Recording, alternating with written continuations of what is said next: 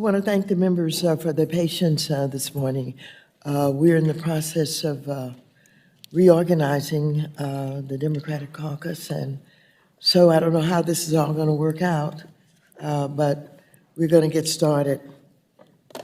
Without objection, the chair is authorized to declare recess of the committee at any time. This hearing is entitled Boom and Bust: The Need for Bold Investments in Fair and Affordable Housing to Combat Inflation. I now recognize myself for 4 minutes to give an opening statement. Good morning, everyone. First, I'd like to say that I'm incredibly proud that this committee has made it a top priority to ensure every family has access to fair and affordable housing across the country. Since becoming chair in 2019, the committee has held 55 hearings on housing, including the first ever full committee hearing on homelessness. However, the opposite side of the aisle have repeatedly complained about our focus on housing while offering no solutions to safely and affordably house families. With Republicans holding the majority next Congress, this will likely be our last hearing on housing affordability for the foreseeable future. But I know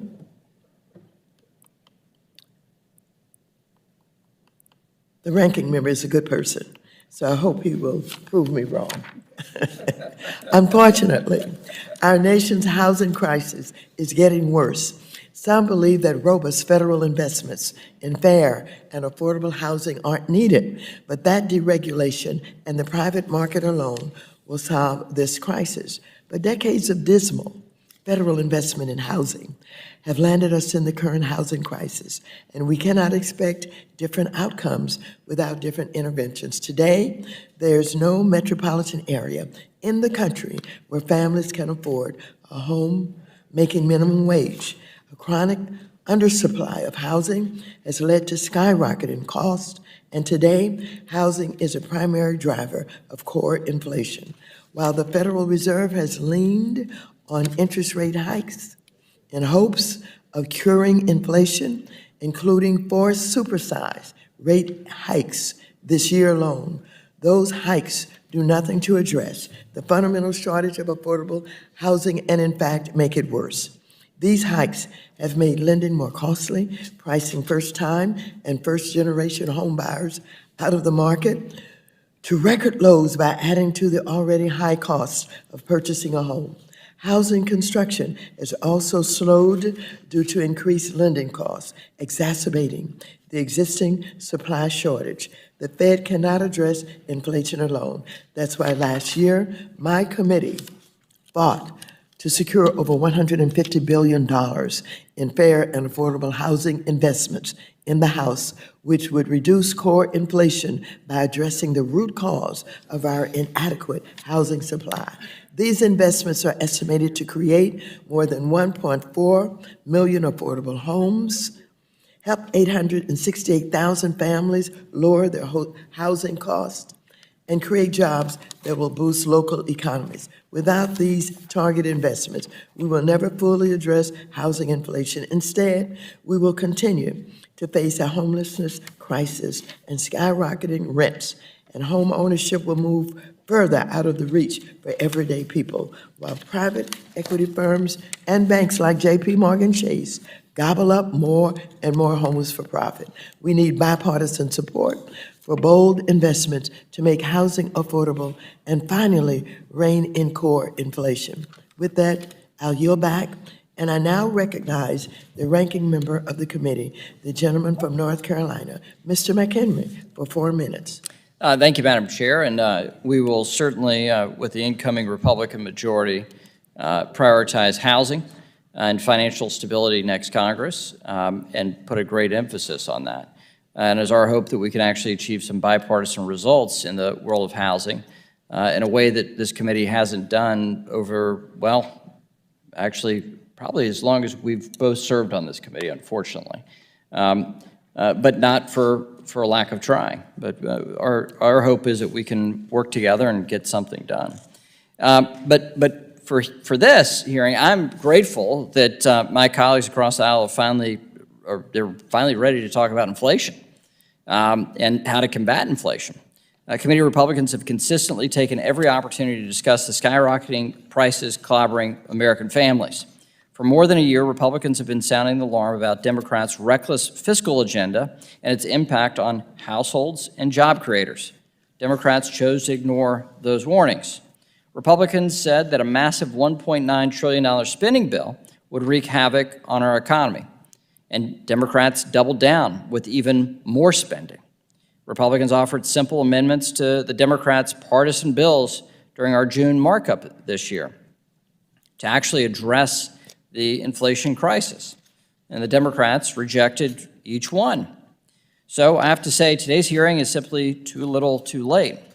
Since Democrats took control of Washington, the cost of everything has gone up. Food, energy, health care, and yes, housing, the topic of this hearing, are all much more expensive today than they were just 2 years ago. Rather than focus on the rising cost of housing, Democrats continue to turn on their tired old playbook of policies that actually make the problem worse, not better. These are policies such as the Down Payment Assistance Program and the numerous other programs included in the Democrats' doomed Build Back Better Act that throw hundreds of billions of dollars into ineffective housing programs. While well-intentioned, these would do nothing to help lower the cost of housing or increase our housing supply. Those are the things we need to address. To find real solutions to bring to this housing crisis, we need to take a step back. Consider this: the average 30-year fixed mortgage rate from June 2009 until the end of 2021 was 3.97%. Today, that same mortgage comes with a rate approaching a whopping 7%. Whopping in comparison to the last decade, historically, not whopping. The speed and the magnitude of this increase is without comparison in history. These are, so there's that.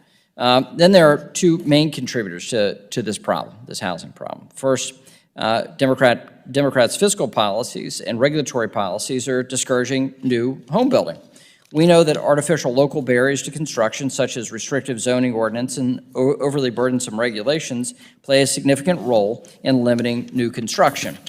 A limited supply of something coupled with increased demand always leads to higher prices. Higher prices require larger loans, making it less affordable for families. The second contributor is our current environment in which the Fed must tighten its monetary policy and reduce its balance sheet to fight out-of-control spending. This causes mortgage rates to increase, making them more expensive and riskier.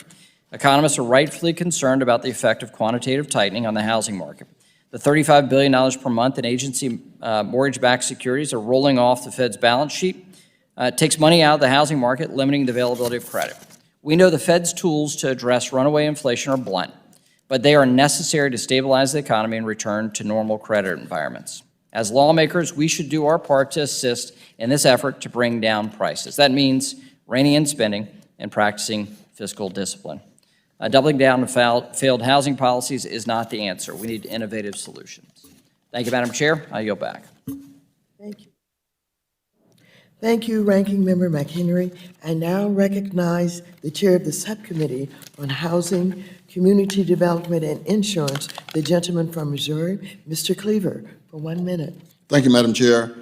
Gas prices fell this week to a national average of $4.67, which is 12 cents lower than it was last week. So inflation is coming down, but nevertheless, we do have inflation and elevated consumer prices, which are hitting our people in this country. The impact of inflation is felt particularly hard among low and moderate income Americans who have tight budgets and lack discretionary income. However, as much as we are concerned about prices, we must not forget that housing is the single largest expense for American families. Rents are 22.8% higher in the 50 largest cities than 2 years ago, with some hikes far exceeding what is reported in the Consumer Price Index. In some cases, hundreds or thousands more.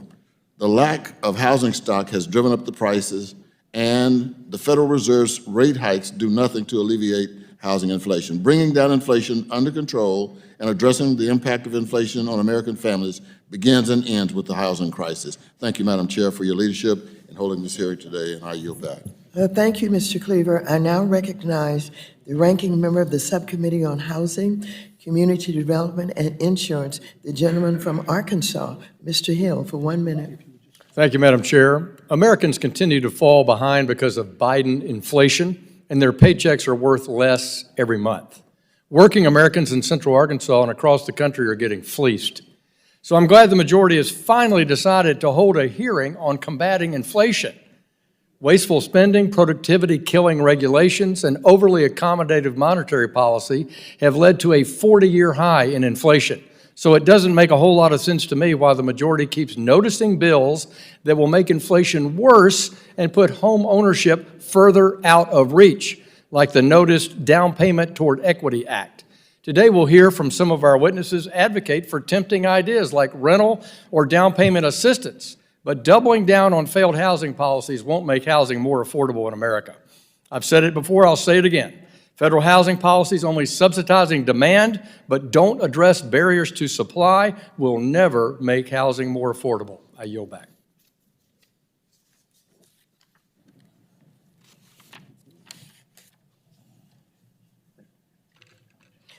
Thank you very much, Mr. Hill. I want to welcome today's distinguished witnesses to the committee. First, we have Nikita Bailey, who is the Executive Vice President of the National Fair Housing Alliance. Next, we have Margaret Eady, who is an activist and housing seeker. Next, we have Michael Mitchell, who is Director of Policy and Research at Groundwork Collaborative.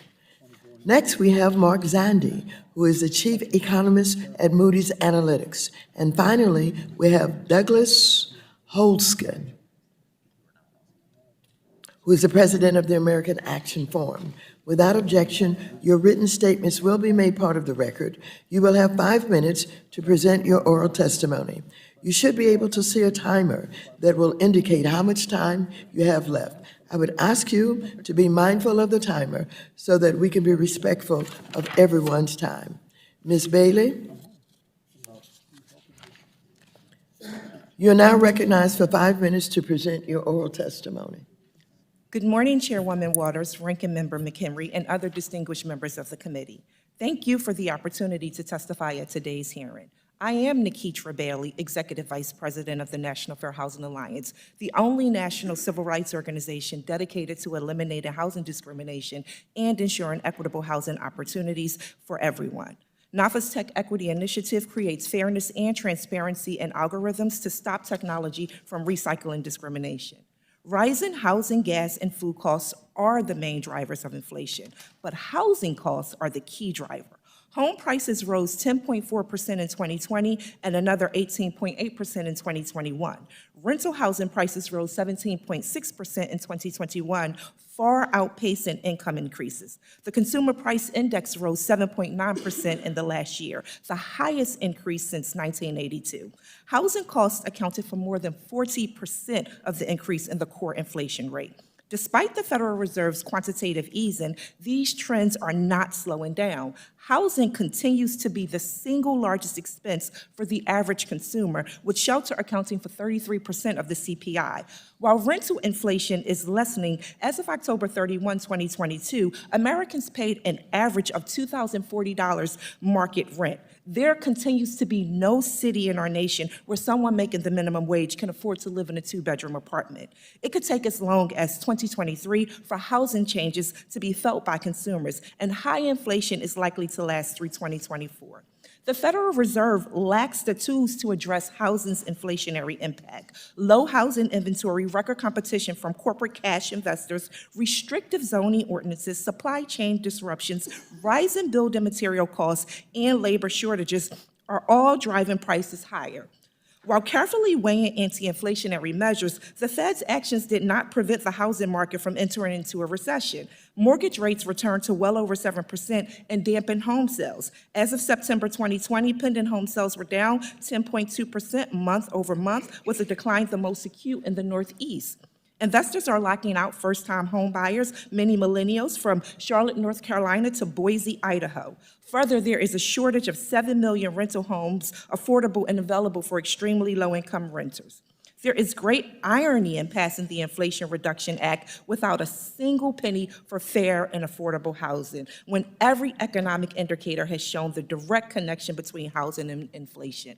Congress and the Biden administration are equipped to mitigate housing's outsized role in inflation, and voters are demanding action. Americans support major investments to build safe and affordable housing, even if it would grow the national debt, mean raising taxes, or cutting spending in other areas to pay for it. Voters want the federal government to address high housing costs with bipartisan legislation that grows the supply of homes, improves housing affordability, and provides rental and down payment assistance. During the recent midterm election, voters approved capping rate increases on rent and ballot proposals to fund and authorize affordable housing construction across the country. Making key, impactful demand-side investments and supply-side subsidies that prioritize fair housing will help to drive down housing costs while growing the economy. It is critical to embed fair housing in every action. As a nation, we have tried and failed to create affordable housing opportunities by implementing federal housing policies in discriminatory ways that entrench residential segregation. The root of discrimination in housing are deep, pernicious, and persistent.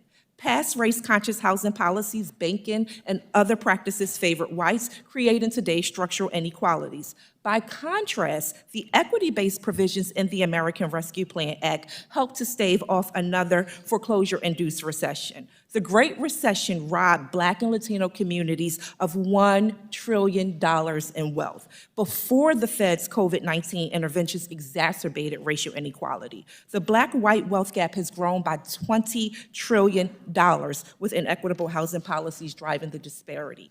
Why would we want to go back? The nation needs a comprehensive housing strategy rooted in equity. Equitable policies advance opportunity for everyone and create an economy that works for all. Priorities for funding must include critical support for local fair housing enforcement agencies that fight over 4 million incidents of housing discrimination, mostly in housing and rental. First-generation DPA, the Neighborhood Homes Investment Act, and increased support for vouchers for families with children, and support for Native communities, older Americans, and people with disabilities. Thank you. Thank you, Ms. Bailey. Next, we will go to Ms. Edie. You are now recognized for 5 minutes to present your oral testimony. Good morning. My name is Margaret Edie. I am from Hampton, Virginia. I am grateful to the Office of Representative Maxine Waters for providing me an opportunity to speak to you today. The topic of this hearing, fair and affordable housing, is personal for me, and that's because my husband and I currently live in our vehicle. There are so many other things about me I'd rather be sharing with you today. I'm a visual artist who paints beautiful abstract paintings, a former librarian. I'm an advocate for other parents like me who have been impacted by gun violence. By being homeless, it steals your identity. People like my husband and I need stable housing first before we can accomplish our full potential. So today, I wanted briefly to share our housing story with you. Our experience has also brought us into contact with other families who are facing similar challenges, and I hope to speak up for them as well. When the pandemic hit in 2020, my husband saw his hours cut in his job hauling trash to the landfill. We fell about $150 short on our rent. Instead of working with us, the landlord evicted us. My husband and I decided to move into our vehicle while we searched for other places, but soon we found out the barriers to finding a home were very steep. Whenever my husband and I would speak with rental offices, I would give them my name. They would type my name in some sort of data system and then tell me, "We see an eviction on your public record and we cannot help you." My husband and I were able briefly to find a place to live after our story received news coverage. We received support from kind individuals on GoFundMe. But this year, after that attention faded, our landlord chose to do what many landlords have done recently. They failed to renew our lease after it expired, and they increased our apartment's rent beyond what we could pay. So for the last 4 months, my husband and I have been living in our car again. in the parking lots where we sleep and in homeless agency where we visit. I have met many other homeless families. It hurts so bad to see moms and dads out there with their kids.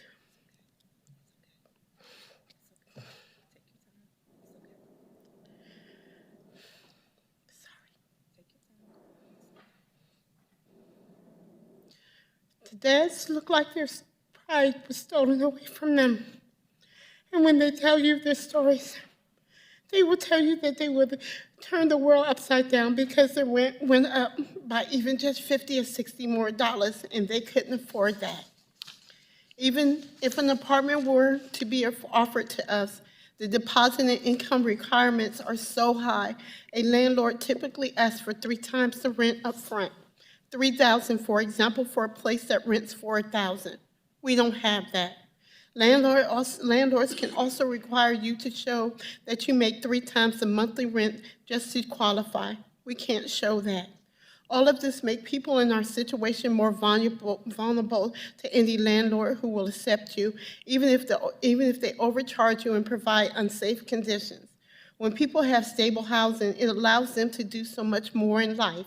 I know that it's hard for a member of Congress to imagine yourself living in your car. It was hard for my husband and I to imagine ourselves in this situation, but I'm asking you today to imagine yourself in our situation.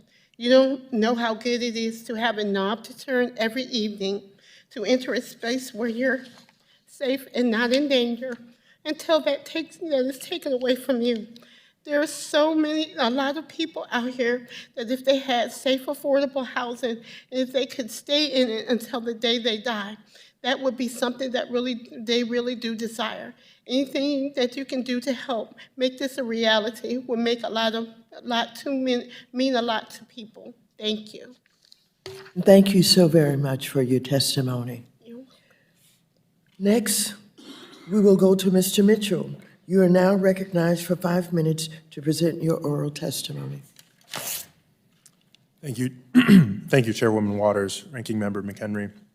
Thank you for inviting me to testify today. My name is Michael Mitchell, and I'm the Director of Policy and Research at the Groundwork Collaborative, an economic policy think tank based in Washington, D.C., dedicated to broadly shared prosperity and abundance for all.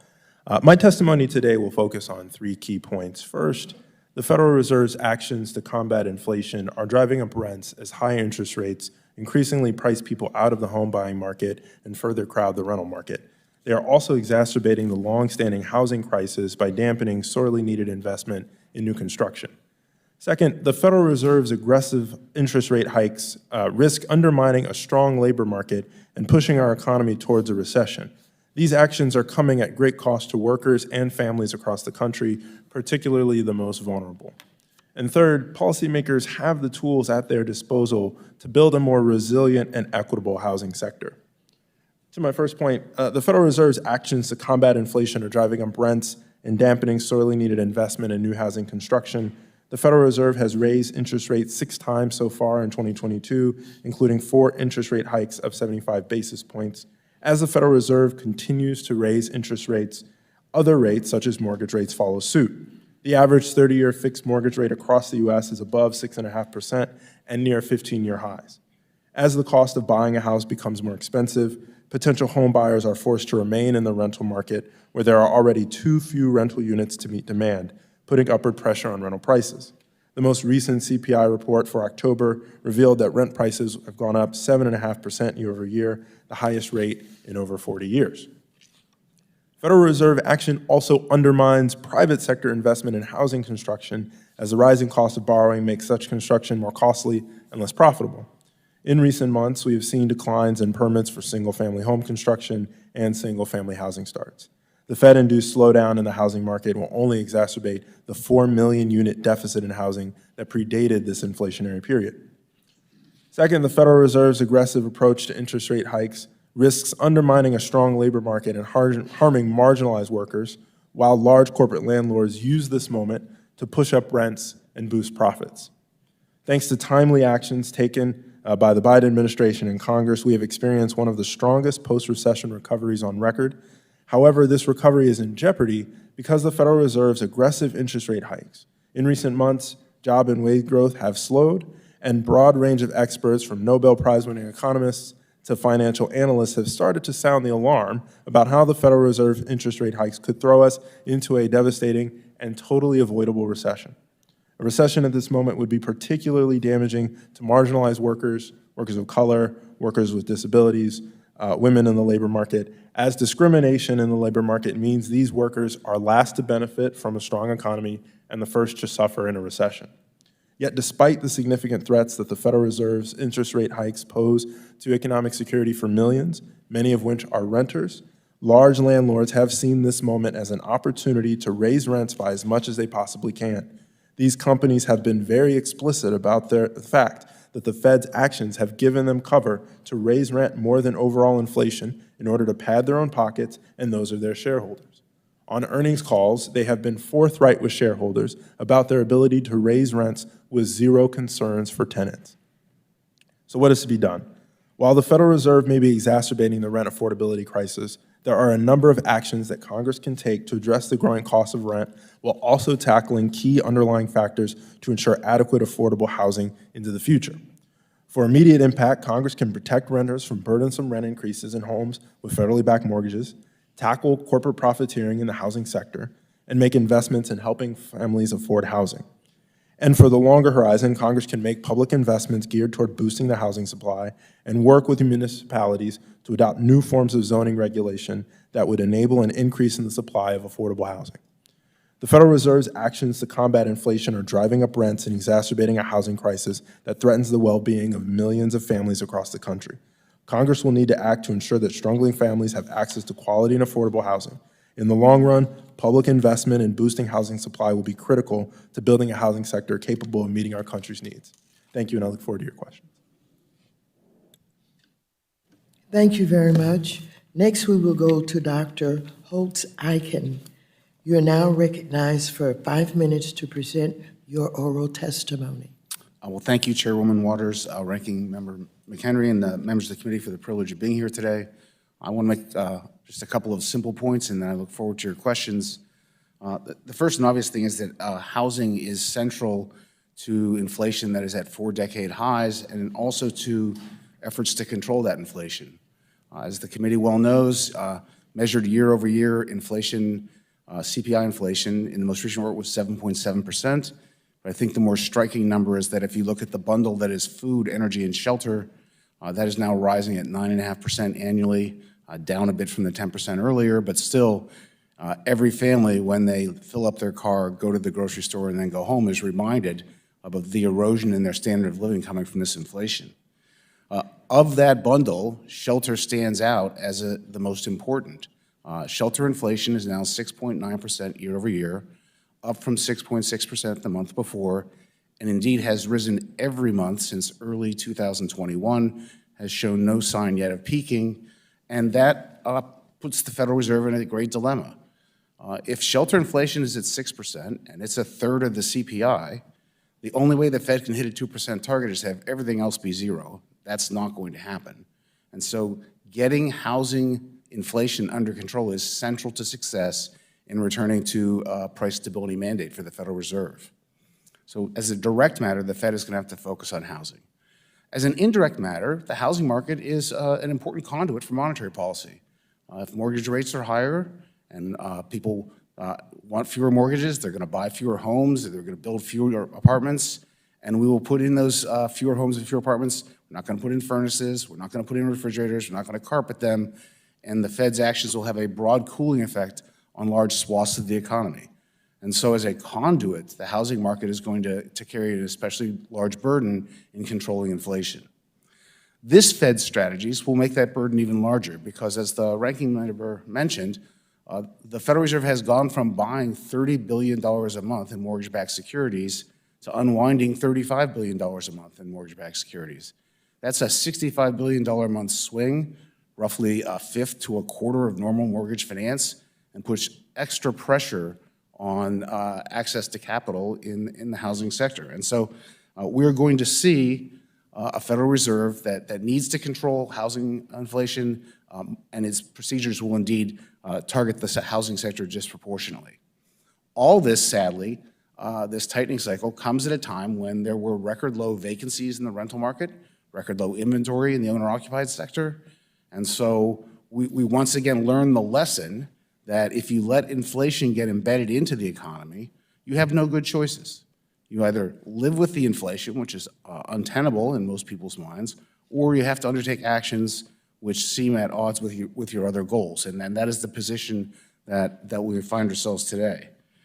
It is unsurprising to me that in those circumstances, there will be calls for additional assistance into both rental and unoccupied housing, and you're hearing those calls today. I would say two things about that. The first is they're unlikely to succeed. The Fed's goal and its necessity is to cool the housing market and then not allow housing demand to continue. Adding more demand subsidies will simply be counteracted by a higher and more aggressive Fed of necessity. So it's not going to be effective at this point in time. And the historical record on demand subsidies is not exactly a sparkling one. Housing was at the center of the 2007-2008 financial crisis and the Great Recession. That was a tribute to the housing GSEs, Fannie Mae, Freddie Mac. Long-standing subsidies to owner-occupied housing placed the taxpayers at tremendous risk, fed an unwise credit boom in the housing sector, and ultimately led to enormous losses in personal wealth across the economy. Since then, nothing has changed. The GSEs remain in conservatorship, they are undercapitalized, and they are back to their traditional mission creep of finding additional ways to subsidize housing when it is proven that that's an unwise course and not going to be effective. And so I would encourage this committee to look at the other side of the market, look at the supply side, and find effective ways to deal with the chronic undersupply of housing, not repeat failed demand stimulus. Thank you. Thank you very much. I will now call on Dr. Zandi. You are now recognized for 5 minutes to present your oral testimony. Thank you, Chairwoman Waters, Ranking Member McHenry, and other members of the committee. Thank you for this opportunity to participate in today's hearing. My name is Mark Zandi. I am the Chief Economist of Moody's Analytics. I'm also the lead director of Reinvestment Fund, a large CDFI, and I'm on the board of directors of MGIC, which is one of the nation's largest mortgage insurers. The views I'm expressing here today are my own. I'll make 4 points in my remarks, and they echo many of the remarks made by the other witnesses. First, it's clear American households are struggling with the hit to their purchasing power from the very high inflation. Prices are rising quickly for many goods and services, gasoline and food, new vehicles, and of course, housing, the subject of this hearing. Just to make that point concrete, the typical American household making the median income has to devote $433 more per month to purchase the same goods and services that they were buying this time last year because of the high inflation. Clearly, for someone making $70K a year, that's financially overwhelming. Second, there is a long list of reasons for why inflation is high. I'd put at the top of the list the Russian invasion of Ukraine and the resulting surge in oil, natural gas, agriculture, and other commodity prices.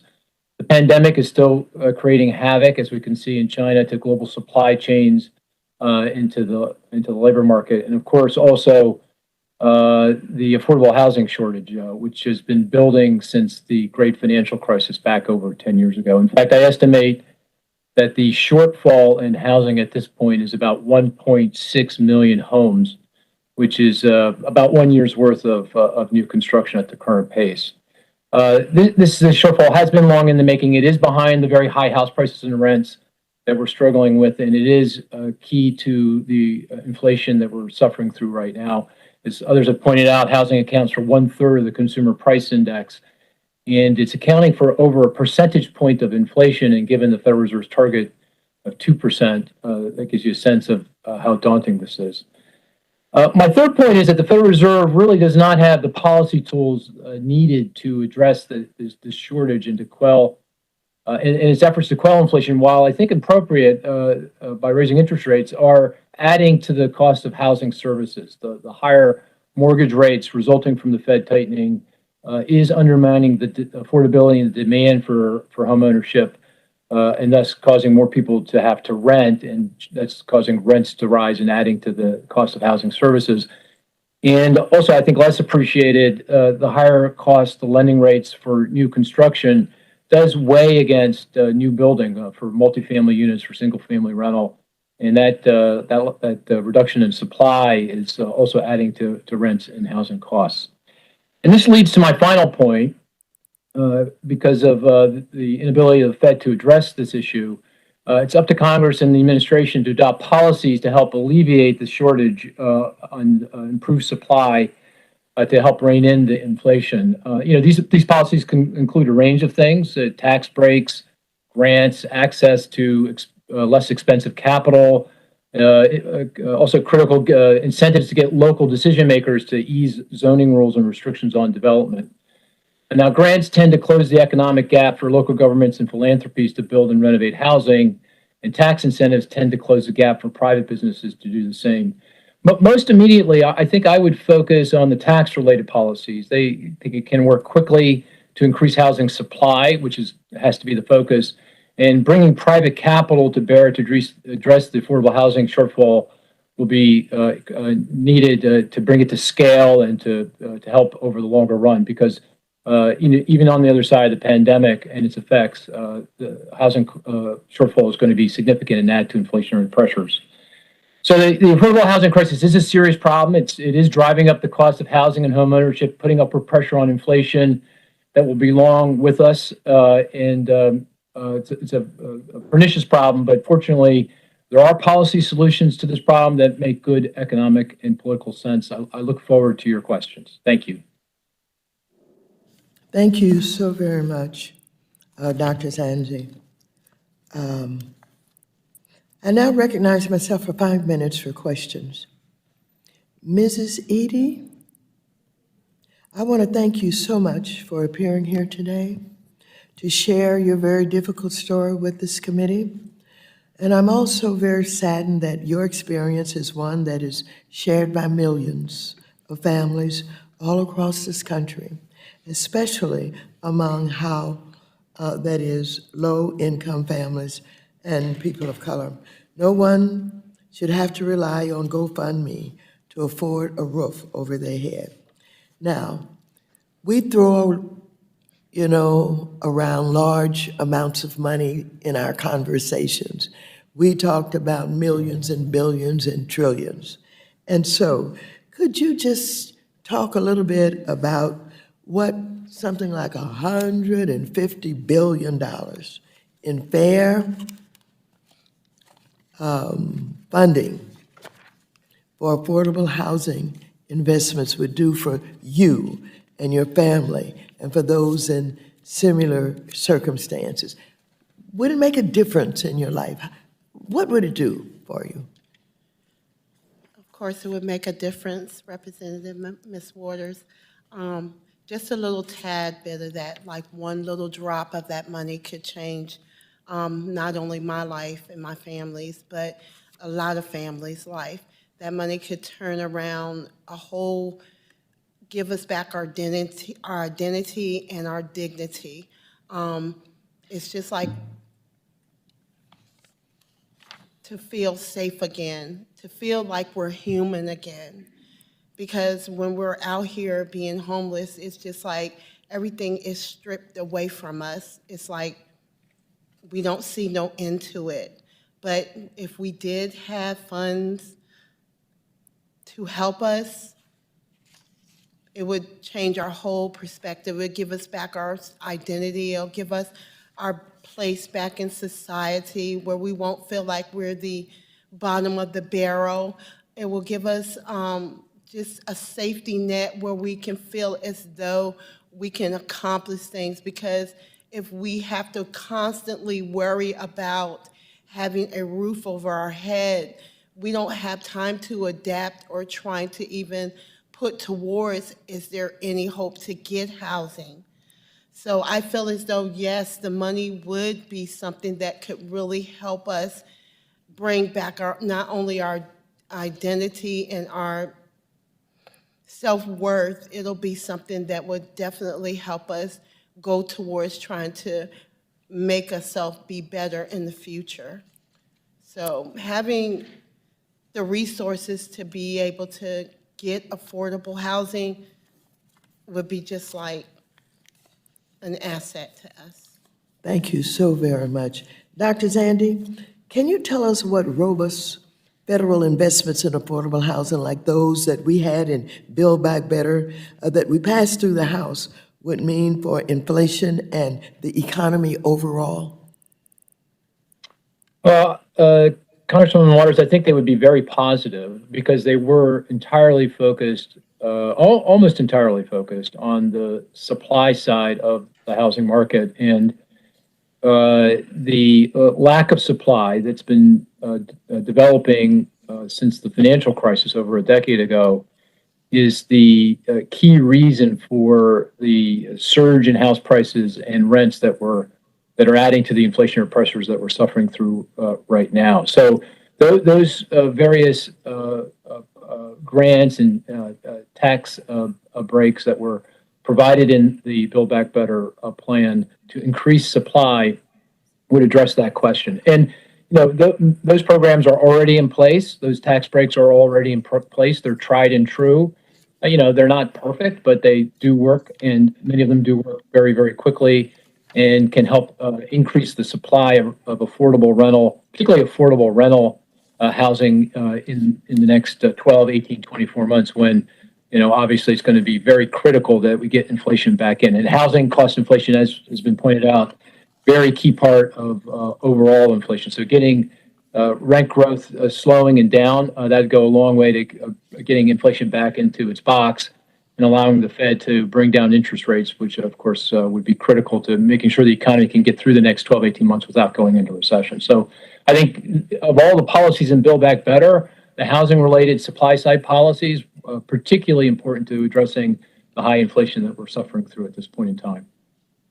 Thank you very much. And now the gentleman from North Carolina, Mr. McHenry, who is the ranking member of the committee, is now recognized for 5 minutes. Thank you, Madam Chair. And Mr. Holt, Dr. Holtz-Eakin, so we have inflation that we haven't experienced since the 1970s. Like the Carter administration, the Biden administration has exacerbated price instability and the cost of consumer goods going up. And that's been exacerbated by federal spending. Obviously, the Fed has a certain role in monetary policy, but the fiscal house has a key ingredient to the experience that we have here in the United States, pre-Ukrainian invasion. So can you explain how massive spending bills impact inflation, price instability, and thereby housing prices as well? Well, certainly in 2021, we saw a 6 percentage point increase in consumer price inflation in the U.S. That's only happened 3 times. The first time was in 1952 when the U.S. economy was growing rapidly, 10.5%, pretty big number. And the federal government increased its spending by 50% to prosecute the Korean War. Big federal spending in a hot economy, consumer price inflation jumped right up. Fed did nothing to offset it.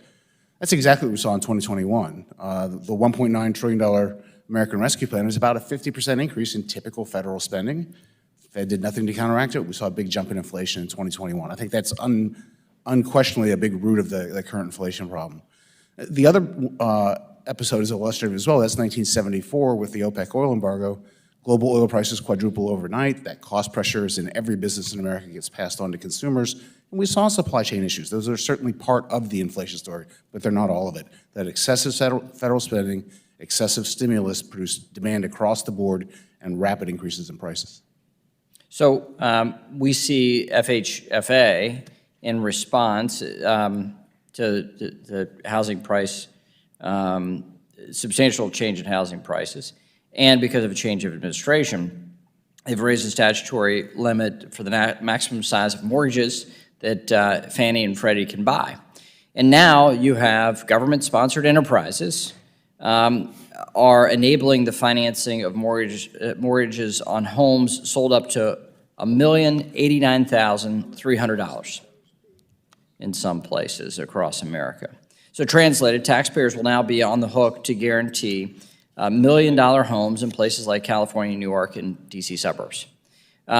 Housing experts like former FHFA Director Ed DeMarco have observed that, quote, excessively high loan limits exacerbate the affordability crisis, end quote. Do you agree with Director DeMarco that this is that something's not right here? I do. We've seen the track record of demand subsidies exacerbating high prices because of the inadequacy of supply. These are especially poorly targeted demand subsidies. They're $1 million homes. We're not exactly targeting those subsidies toward those who are most in need. And so it's the worst of both aspects of that policy. Okay, so to address inflation, what should Congress do? First, it should not exacerbate the problem. I mean, that's the number one thing that a future Congress could do, is not put the U.S. in this position again. As I mentioned, now that inflation is entrenched, there are no good choices for combating it. And so don't put the U.S. in that position again by having fiscal policies that add up and don't exacerbate demand in an excessive fashion. And if Congress could do one or two things on housing to increase the affordability of housing supply, enhance the supply of housing, what would you say? I'd echo some of the things that Mark Zandi said, which is a carefully thought out long-term plan to increase supply is the key.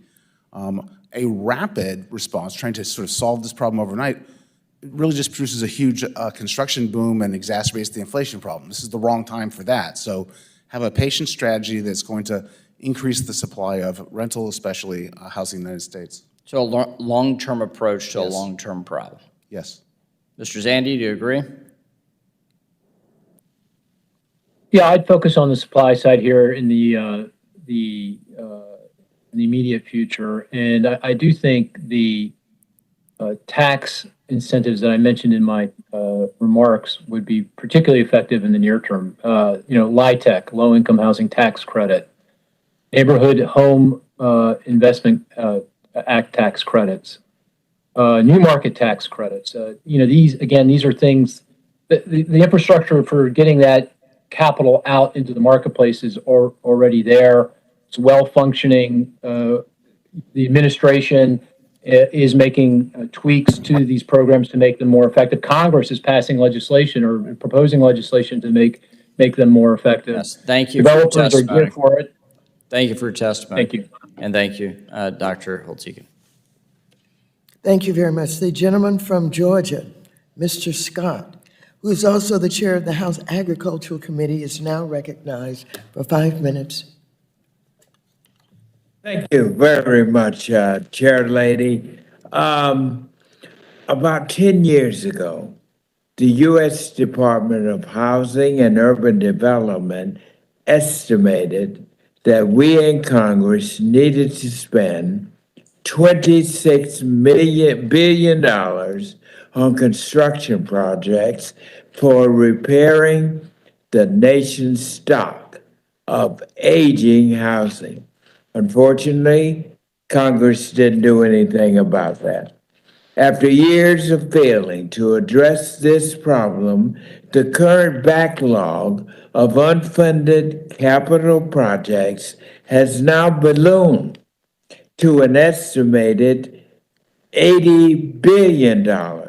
These types of projects include things like repairing damaged roofs, replacing broken heating and air conditioning, and reconstructing aging sewage line. Critical repairs that also affect the health and the safety of 1.2 billion families who are living in public housing units.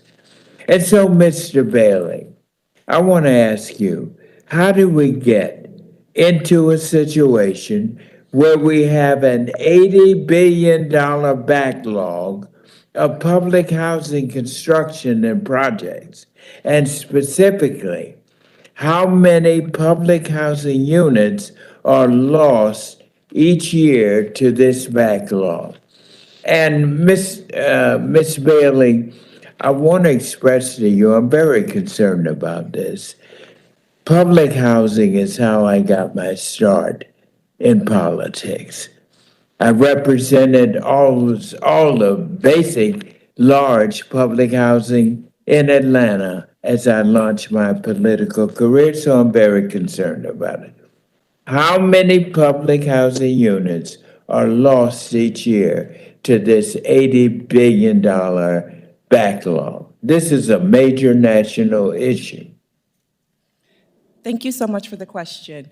I agree with you. Even before this crisis, families were struggling and our infrastructures were struggling. We have a massive underload. We are not properly resourcing the communities that have been locked out of opportunity for the entirety of our nation.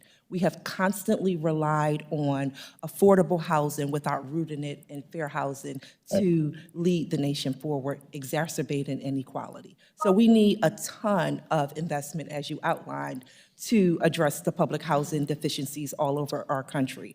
And what is important about using those resources to affect those deficiencies is the reality that the courage that Mrs. Edie used today in being here gives us an opportunity to help families just like hers have the God-given human dignity restored that they desperately need. Right, and excellent answer. And we've got to draw more attention to helping those. It's public housing. That means it's congressional housing. It is what we in the public sector, and which is the federal government, which is HUD. This is our challenge to do. And so my second question to you is, from what I understand, public housing authorities are not required to submit capital needs assessment for what projects need repair. I mean, you can't repair projects if you don't need which ones to repair. If that is correct, how does HUD keep track of the number of backlog projects, please? I'd like to follow up to you. Ms. Bailey, if you could answer that. I'd like to follow up to you with a written response. I would say we have to make sure HUD is adequately funded, because part of the challenges is that it lacks the technology and staffing people that it needs to effectively operate. HUD was massively defunded by the former administration, and we have to right now make sure HUD has every resource to continue to do all that Secretary Fudge is doing to address our nation's affordable housing crisis. And do you know that there are people who started out in the public house and they're out there sleeping on the streets? I mean, in my district in Georgia, and we've been helping them. We've been saving them, and Ms. Waters and I and this committee have put together housing assistance, helping them with just the running water. Thank you, Madam Chairman, but this is a serious issue. Thank you very much. The gentleman from Texas, Mr. Sessions, is now recognized for 5 minutes. Thank you very much, Madam Chairman. Mr. Mitchell, I'd like to, if I could quickly go through a quick discussion with you. Do you work well with the Department of HUD? Organization does not work with. I'm sorry, I could not hear you. Our organization does not work with the Housing and Urban Development Department. I don't know, could you hear that answer? Said no. Okay, thank you very much. Speak right into the microphone clearly so that they can hear you. Our organization does not work with the Housing and Urban Development Department. Okay. I've tried, and we have had at least once a hearing with Secretary Fudge, HUD. Today, we've heard our young chairwoman say Republicans offered no solutions to try and fix the housing crisis. Today, we heard that a blame game for there's not enough money, funding. But, Madam Chairman, I'd like to enter into a record a series of letters Without objection, such is the order. about discussions that people back in Texas have had with not only Secretary Fudge that was very unsuccessful, but also from her organization on issues related to North Texas having an excessive number of people who are without housing. And the executive director of the Dallas Housing Authority, Mr. Troy Broussard, had been working for quite some time with local advocates, people who wish to come in and provide affordable housing and to do these things because they saw firsthand the problems in North Texas. As you know, Texas is growing, North Texas exponentially growing. And a series of letters, conversations, including with a senior member from North Texas, Chairwoman Eddie Bernice Johnson, and myself were completely unsuccessful in attempting to even get HUD, including a letter from and work with Mr. Broussard, Executive Director, Dallas Housing Authority, to get HUD to even respond properly. And they came back and by and large gave excuse after excuse after excuse, saying a waiver would be too complicated for Dallas, Texas to deal with the problems that local people had. That's all they asked for. And instead of saying, let's work with you, they ignored over a year of trying to solve the problem. And the problem, while I am not a housing expert, should have put a person from the Secretary of HUD where they flew down to Dallas, Texas, and we're going to find this out next year when our young chairman will be in as the chairman. We're going to have the secretary come and tell us, what did they do? Did they fly down? Did they do calls? And then we're going to have the Dallas Housing Authority come and tell us about all their efforts to try and do something. So I find what is happening today very regrettable because Republicans did try and help. Eddie Bernice Johnson, senior member of this body, the Honorable Greg Meeks, a senior member of this committee, we went and personally met with them earlier in the year to try and say, please help us in Texas and in North Texas. Zero help from HUD. So I would have to beg the question, what good does it do to have someone that's job is bigger than they are in that position? And so I would like to let each of you know we do appreciate your feedback today. I don't agree that the blame game of Republicans or the prior administration holds any significance to where we are. President Biden accepted the ball where it lay, and that's what he'll be held accountable for. And each of you, I sympathize with you. I have a Down syndrome son. I am in the disability community. They are struggling mightily. People who cannot take care of themselves. This administration has turned their back on them. Thank you for the time, gentlemen. You're so welcome, and let me remind you that we passed from this committee the Build Back Better bill, $150 billion. And so HUD and the president are doing and providing the leadership. Now, the gentleman from California, Mr. Sherman, who is also the chair of the Subcommittee on Investor Protection, Entrepreneurship and Capital Markets, is now recognized for 5 minutes. Thank you. There's been a comment about inflation. I should point out that inflation is going to be worse or has been worse over the 2022-2023 period in most other developed countries as compared to the United States. So the real lesson is don't be a developed country on a planet with COVID and a European war. We've done our best to handle this situation. Every other country that's similarly situated has as well. We're told that maybe we shouldn't have a higher conforming loan limit in California than in other states. This is, I take this personally.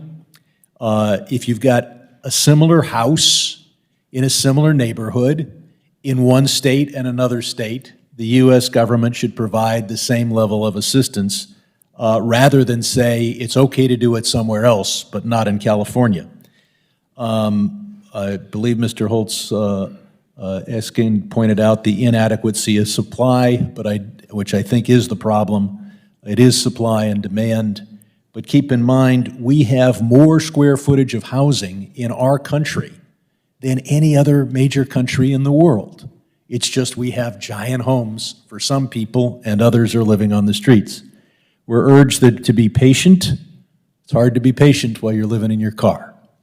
There are three problems. There's the homelessness problem where people can't even get an apartment. There are people who are in apartments, but the rent's too damn high. And there are people who can't afford or cannot comfortably afford to buy a home. We can build a few buildings with federal money. We as politicians can be there to cut the ribbon. But if you're trying to provide housing for nearly 340 million people in a capitalist society, you have to look at the homes that are going to be built and operated in the capitalist society. Otherwise, you're just cutting ribbons for a few hundred people. We can incentivize the building of homes, but it's nothing compared to what local governments do to prevent the building of workforce housing. If you require no more than 4 homes on an acre and a $100,000 fee to hook up to local services, you're not going to have housing that people can afford. We have the fiscalization of land use planning, where a city in my state loses money if they allow the construction of housing. And in many places, the way for the city, which makes the land use planning decisions, to make money is an auto dealership or luxury homes. Very low costs to the city, lots of revenue for the city. It is absolutely absurd that we provide cities with money based upon how rich their residents are. If every city in every state got the same amount of money per resident, we would have a fair provision of local services and the end of an incentive to keep out workforce housing. We see zoning decisions made to keep out poor people, sometimes to keep out people of color, sometimes to, quote, preserve the environment, which adds up to being often the same thing. If you can't build an apartment building anywhere in the city, you can't have workforce housing in that city. And when you look at the zoning and the fees, which this Congress has not prohibited, it's not surprising that we have more square footage than any other developed country and more per person, and we have more homeless than any other developed country. I've got to shift to another issue. I believe Ms. Bailey, should we be doing more to provide assistance for safe parking? Because a good chunk of the homeless people in my area, they have a car, they just don't have a place to live. Sir, we should be doing more. I'm sorry, thank you so much for the question. And we should be doing more to make sure families can remain safely housed. The American Rescue Plan Act that this Congress passed included increased support to protect homeowners with the Emergency Rental Assistance Program. We have done a tremendous job of holding. I'm going to try to squeeze together. in one more question. Mr. Mitchell, is there any way that we can create enough housing if we allow cities to charge $100,000, $150,000 per unit to the developer and to not allow more than 4 or 5 units of housing per acre? I think it'll be critical for local governments to make sure that they are creating zoning laws that allow for the construction of the kinds of units that are necessary to house the number of people to meet demand. And currently we are not doing that. And as you mentioned, in most localities, it's not possible at this moment. Thank you. Thank you very much. The gentleman from Florida, Mr. Posey, is now recognized for 5 minutes. Thank you very much, Chairwoman Waters, for holding this hearing and for holding the many hearings that you've held seeking solutions to the unaffordable housing crisis. Mr. Hall, Aiken, In the Inflation Reduction Act and many of our housing proposals, we see proposals that attempt to solve inflation or high housing prices by simply giving more money to groups to pay higher prices. We also had proposals to give some people money to buy gasoline. Please comment on this approach to inflation and high prices.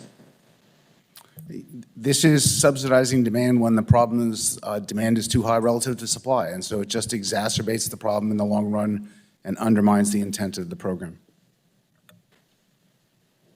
The Build Back Better Act is being noticed for this hearing. Can you please comment on the housing strategy in this proposal, including the heavy emphasis on the bill places on investment and refurbishing of public housing projects? I have not stayed current with the provisions in Build Back Better since it did not become law, and I'd be happy to get back to you in writing. Okay. Madam Chair, I yield back to balance my time.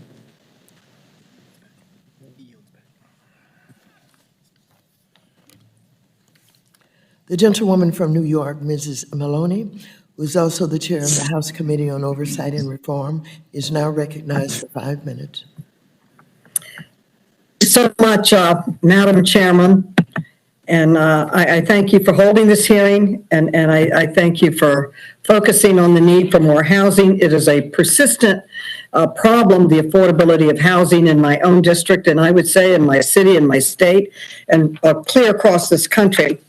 And interest rates, I would say, have the raising of interest rates have worsened affordability for home buyers and homeowners, and I would say even renters. For example, between April 2021 and April of this year, mortgage rates increased by nearly 2 basis points, and the median home price rose by over $50,000. And the monthly cost of home ownership, which includes a monthly payment on a 30-year mortgage, property taxes, property insurance, mortgage insurance, grew by at least $500 a month, but in some cases in metropolitan areas, it's grown by over $1,000 a month. So I would like to ask Dr. Zandi, an economist, whether raising these interest rates contributes to the increased cost of housing for homeowners, which is a goal of most families, and renters in this country. Well, thank you, Congresswoman, for the question. Yes, clearly it does. I think your statistics, strike that point, quite clearly. I will point out, though, that to a significant degree, this is by design. So the Federal Reserve is working hard to slow the economy's growth, to quell the wage and price pressures. And the most rate-sensitive sectors of the economy are going to suffer the most as a result. Housing, single-family housing, is the most rate-sensitive sector of the economy. If you want to buy a home, most people have to get a mortgage, and thus the rate sensitivity. So this is, unfortunately, this is by design. But it does, bring up the broader point that housing affordability is going to be a long-term issue, even when we get to the other side of this and get inflation back in and interest rates back down. And home ownership is going to be under significant pressure going forward. So it's about supply in the near term, but I do think longer run, we also have to think about ways to improve affordability for lower income disadvantaged groups. And demand side policies will become more important at that point in time. But in the here and now, the reduction in affordability is by design. The Fed is working to slow the economy's growth, and they're doing it by hitting the single-family housing market very hard. But there would be other ways to address the inflation that's in our economy. I would venture to say housing has not caused the inflation in our country. It's more caused by the war in Ukraine, the war in Afghanistan, the disruption of our supply chain. And it seems, why don't we address those causes as opposed to attacking housing and the affordability of housing? I would like to ask, I'm concerned about the impact it's going to have on my constituents and other Americans to be able to afford a home with these interest rates going so high. We have a 30-year mortgage. My question is, could we change our policy to have a 50-year mortgage and possibly alleviate some of the pressures homeowners face in making their monthly payments. And I would add that this housing inflation affects renters too, because when the mortgage goes up, then the rent also goes up. So I would like your take on changing it from a 30-year, which is really the standard that we have in America, to a 50-year mortgage for 50 years, so that you could lower the rate and allow people who are confronting really constrictions in their income to afford home ownership.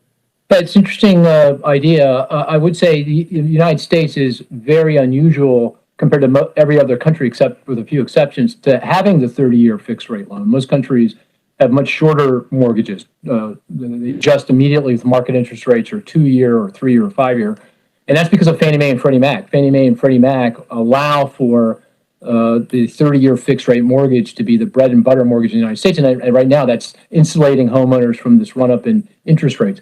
I don't know that a 50-year mortgage would advance the ball, Congresswoman, only because the typical American household lives in their house for no more than 10 years. So very, very few people would actually live in that house over that period of time. What I would, though, I'd throw out another idea, assumability of mortgages, right? So you get a mortgage at a low mortgage rate, and when you move, you can take that mortgage with you. FHA has some mortgages like that. That might be an idea that would be very helpful in helping insulate the housing market and homeowners and improving affordability in the longer run. Thank you. My time has expired. The gentle lady's time has expired. The gentleman from Missouri, Mr. Lukemeyer, is now recognized for 5 minutes. Thank you, Madam Chair. Mr. Olsekin, the administration is considering under FHFA program to have rent control put in place. According to a survey of our nation's economists, more than 8 in 10 of them believe that rent control ordinances would harm both the quality and quantity of affordable housing in areas where it's implemented. American economist Walter Williams once said, short of aerial bombardment, the best way to destroy a city is through rent controls. Would you agree with that? I would. There is a track record of failure of rent control provisions in states and localities across the United States, so it's not a theoretical issue. Trying to increase the supply. You've been talking about supply. Mr. Zandi's been talking about supply. And it seems as though the different communities try to constrict the supply through the amount of regulation they put out there. It's been a while, but I may be wrong on this figure, but it seems to me like I saw a figure, or heard a figure in this committee one time that said like 25% of the cost in some communities is rules and regulations compliance. I don't know if it's that great or not, but that's significant. And Mr. Sherman made the point a minute ago about how hundreds of thousands of dollars, and I've got a relative who lives in California, so I know it's extremely high in California to try and build a house or build any sort of commercial building just for the permits and all the other things you have to go through. These are costs that drive the cost of the construction up, which means it has to be recouped through the rents that are charged for the occupants of that building. There's got to be a way to control those and find a better way to do this. Do you not think so? Everyone who studies this problem comes to the conclusion that an enormous amount of it stems from decisions made at the local level, whether they're land use zoning restrictions or construction codes, a variety of regulatory costs that raise the cost of housing. That has to be part of the solution. This committee, unfortunately, is not in every locality in the United States. And so it always comes up, what can the federal government do? And those tools are far more limited. And I think that's one of the reasons that historically the federal government has always turned to demand subsidies. It's not that hard to do that at the federal level. It's very hard to control these regulatory and land use decisions at the local level. To take it to the extreme, I have one of my son-in-laws is in the construction business, and part of it is building. He builds hotels, but he's in the business and understands building apartments and hotels and things like that. And he lives in Colorado, and he was telling me about Boulder, which you can't even build a new apartment building in Boulder. You can't build one. So how do you solve the housing process whenever you have a community board there, the city council, that would prohibit any new construction? They don't want people to come. This is crazy. And it's a college town with much, the demand is soaring. It makes no sense. So I think we've got to find a new way to address this from the standpoint of thinking differently about trying to address the problem instead of trying to constrict it and hope it goes away. It doesn't work. You know, part of the discussion this morning with regards to inflation, and you and I have had this discussion offline and in my small business committee a couple times, and I really appreciate your comments on it, but you know, it looks like inflation is fed by 4 different things: rules and regulations, energy, money supply, and then supply chain employee problems that we've talked about. And you know, one of and much of this can be done with the administration, simply without congressional action. When you look at rules and regulations, I think your entity, your business, your association came up with a figure of $200 billion is what it cost last year for compliance, and it's over another $100 billion this year by this administration just on compliance for new rules and regulations. This is crazy. That has to all be implemented and charged through you know, rents and higher costs to the people who purchase products and services. That's exactly right. We do keep track of the burden placed on the private sector of every new final regulation in the federal government. And the Biden administration finalized $200 billion of regulatory costs in its first year. That's the highest we've ever seen in our time doing this. It's well over 100 this year. And those are costs that will have to be passed on to consumers and show up as higher prices. One more quick question, and it seems like we've got the Fed in contradiction to the administration standpoint. The Fed's trying to constrict your ability, the demand, and on the other side, when you throw millions and trillions of dollars into the economy, you're trying to increase demand and supply. So I've never seen the Fed and the administration at odds like this. Would you like to quick comment on that? There's nothing the administration's done that has helped the Fed. They could relieve some tariffs, and those are big costs, especially in the construction of homes. If we did a calculation, I'd be happy to get to you. They could do something with the regulatory costs. That they could not forgive the student loans, which is basically a $420 billion spending program. There's nothing about what the administration has done that is aiding and abetting the Fed's efforts to fight inflation. Thank you very much, Madam Chair. My time's up. Thank you very much. You know, you just hit upon an issue that I think we could work together on, and that is reducing the costs at the local levels, permitting one-stop shops. And in the Build Back Better, we had appropriations in there for those who deal with the zoning problems in producing affordable housing. There's a lot of common ground, Madam Chair. I think we can work together on that. Thank you. The gentleman from Texas, Mr. Green, who is also the chair of the subcommittee on oversight and investigations, is now recognized for 5 minutes. Thank you, Madam Chair. I thank the witnesses for appearing. Mr. Zandy, if we had not had a global pandemic, shut down the world's economy, disrupted supply chains, if we hadn't had a war in Ukraine, would this be a different conversation that we are having today?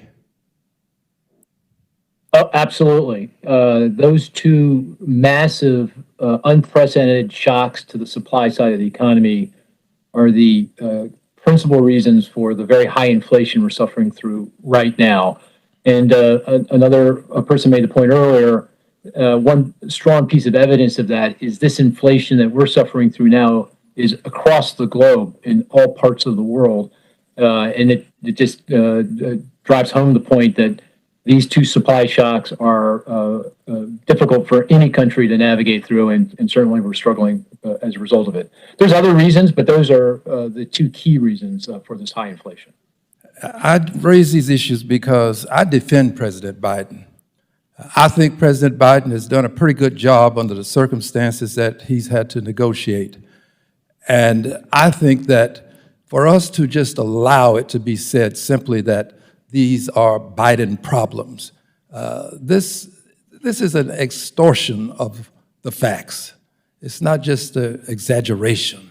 It's unbelievable that we would try to pin all of this on a president who has been able to manage our situation such that we're better off than most of the economies in the world. Is this a true statement, Mr. Zandy? Are we better off than most of the economies in the world? Yeah, our economy is performing exceptionally well compared to the rest of the world. You can see that in the strong value of the U.S. dollar against all currencies. It is very, very high by historical standards, and that's because the U.S. economy is performing much, much better than other places in the world. So yeah, I think that is very, very much the case. Let me add this as well. There's talk about not having hearings on inflation. Well, Democrats have acted. We've not just had hearings, we've acted on this inflation. We've reduced the cost of pharmaceuticals for seniors. Inflation is all about paying for things at a high price. We've brought those prices down. We've reduced the cost of health care for seniors. I happen to care about seniors. Some people seem to think that if you only help seniors, you're not helping the economy. Seniors are a large part of the economy, and they need help too. We've also engaged in the passage of legislation to boost the manufacturing of semiconductors.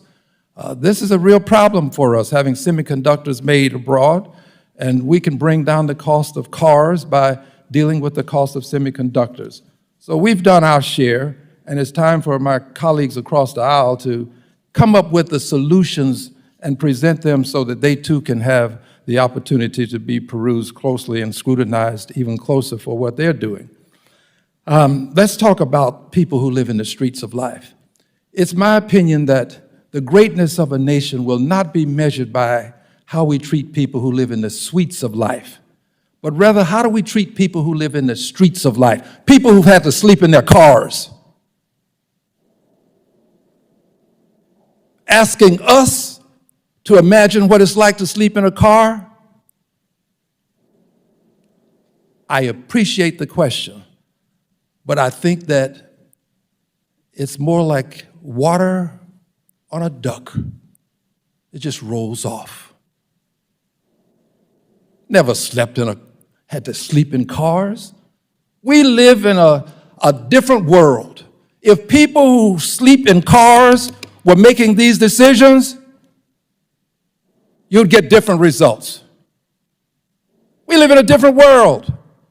We don't have to worry about health care. We get sick, we just walk across over to the Capitol building. There's a doctor waiting on us right now.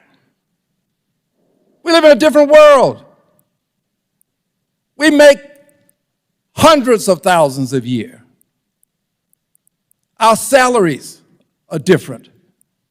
And I just resent and regret that you have to come begging and appealing to us, tears in your eyes,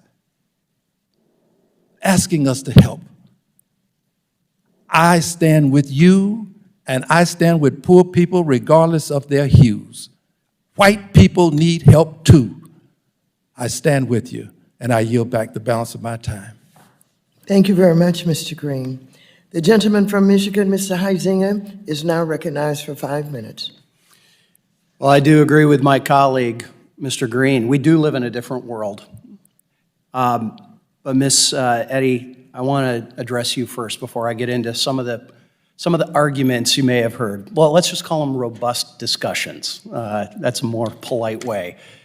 We have common goals. We have different paths of getting there. But I want to say thank you for sharing your very personal story. I want you to know, I hear you. I see you. I believe my colleagues see you and hear your story. And I recently had a chance to, in my hometown, visit with an organization called Jubilee Ministries that is working at trying to get at that workforce housing. And they have been running into, like all of us, my family's actually in construction, all of us have been running into, on the development side, the difficulty of maneuvering past local governmental regulations to allow for affordable housing to exist. It's density issues, it's various elements of sort of over-engineering in a way. In fact, the National Association of Home Builders says that their estimate is $98,000 per house is the average added cost because of that those local requirements. So how have we attempted to get at that? I know my colleague, Mr. Barr from Kentucky, who has been on this issue for a long time as well, has a bill, the Housing Plus Act. I've been involved in this issue for a long time as well. And we know that there have been burdens that have been put in place, and Mr. Holtz-Eakin has talked about this, and Zandy and others have as well. Mr. Mitchell talked about that. We have some agreement here that we have to get at this. What we don't necessarily have agreement on is sort of the sources of inflation and what are some of the causes of that. And I know, for example, in building houses, supply has gotten tighter and it's gotten more expensive. Labor has gotten tighter and is therefore more expensive.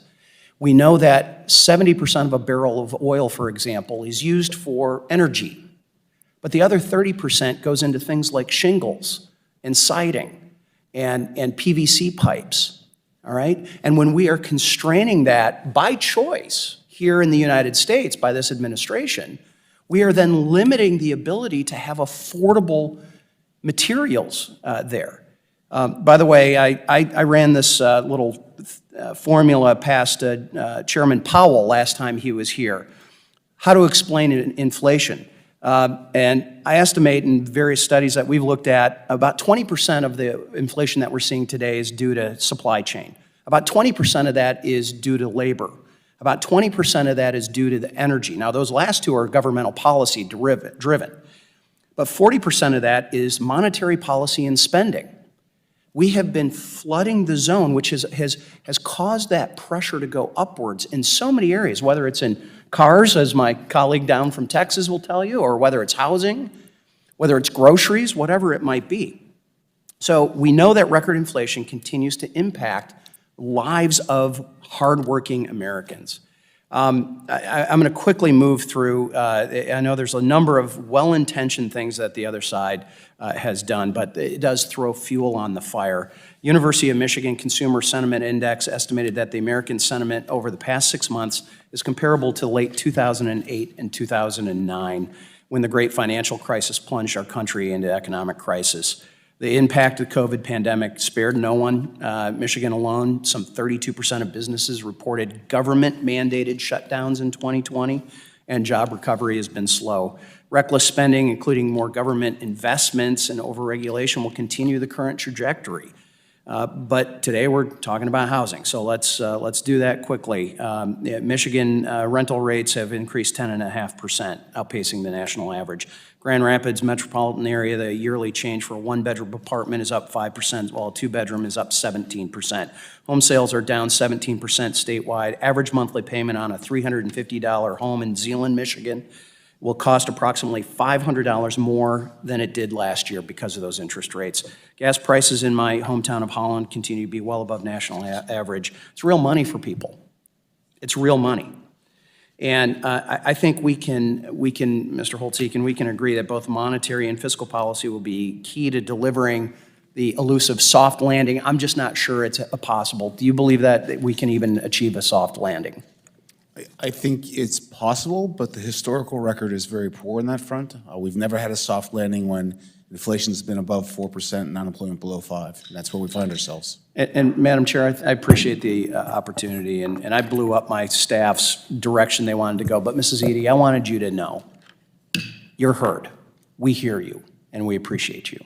Well, thank you very much. And I hear you, and I see you, and the proof of the pudding is in the eating. I'll be looking forward to working with you on housing and getting affordable housing.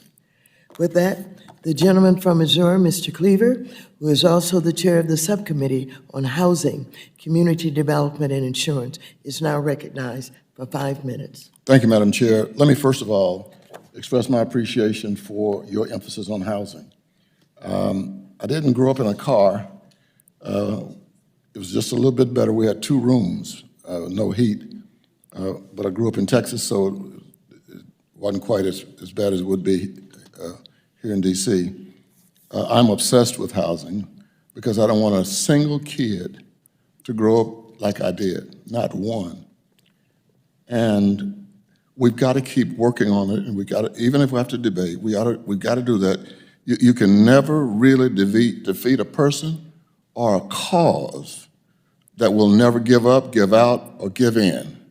And on this issue of housing, we need to face it, we need to fight it, and we need to finish it. Madam Chair, thank you.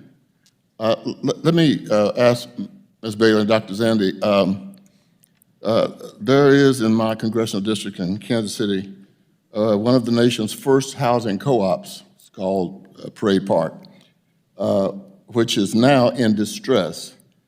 It is a massive 510-unit housing project. It's not public housing, it's a co-op.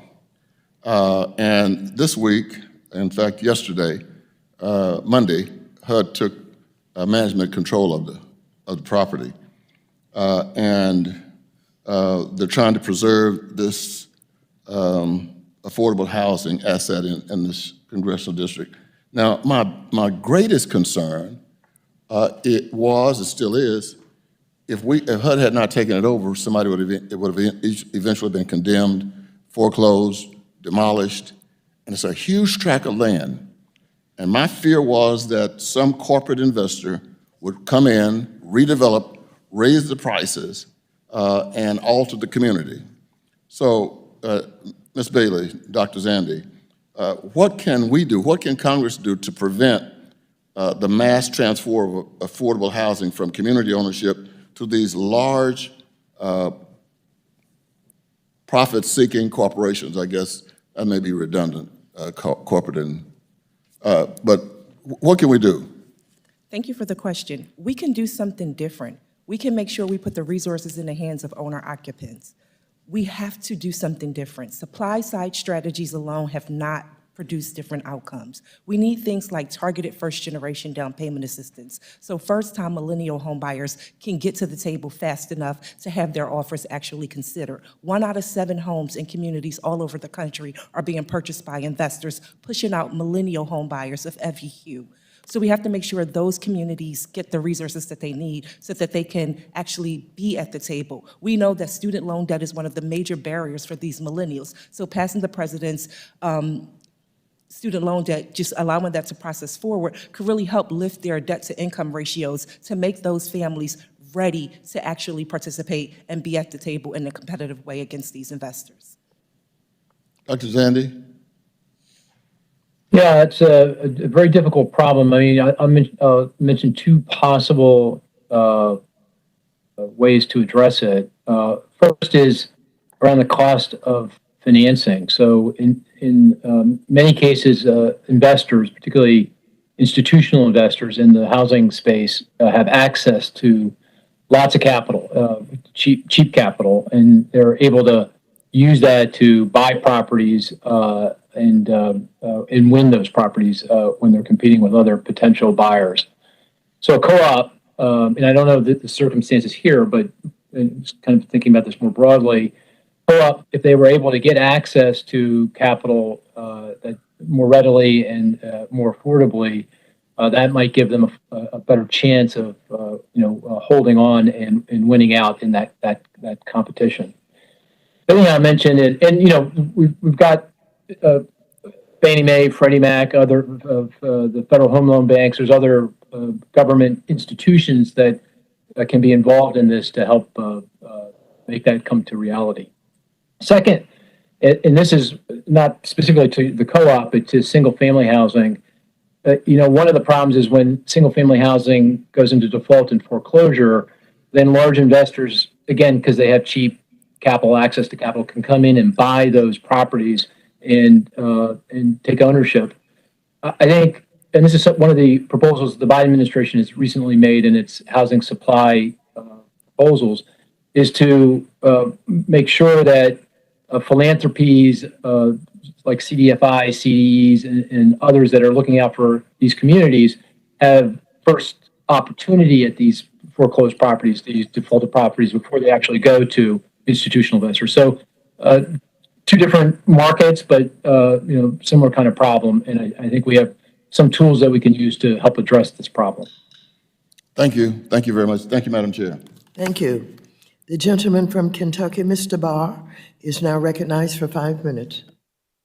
Thank you, Madam Chairman. And let me join my colleagues in commending our witness, Ms. Edie, for your courage in coming before us and sharing your personal story. And it shows a lot of fortitude to come before Congress and testify and share your personal story. It shows a lot of guts.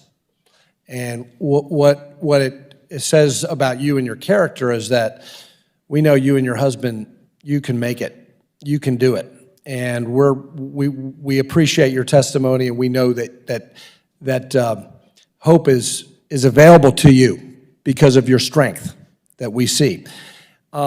My question to you is that in addition to housing assistance that you're asking for, would it be helpful to also have an advocate for you, someone that you can talk to in addition to housing and help you with job counseling, financial literacy programming for you and your family? Would it be helpful if you also had some additional services that could connect you with other services in addition to the housing assistance?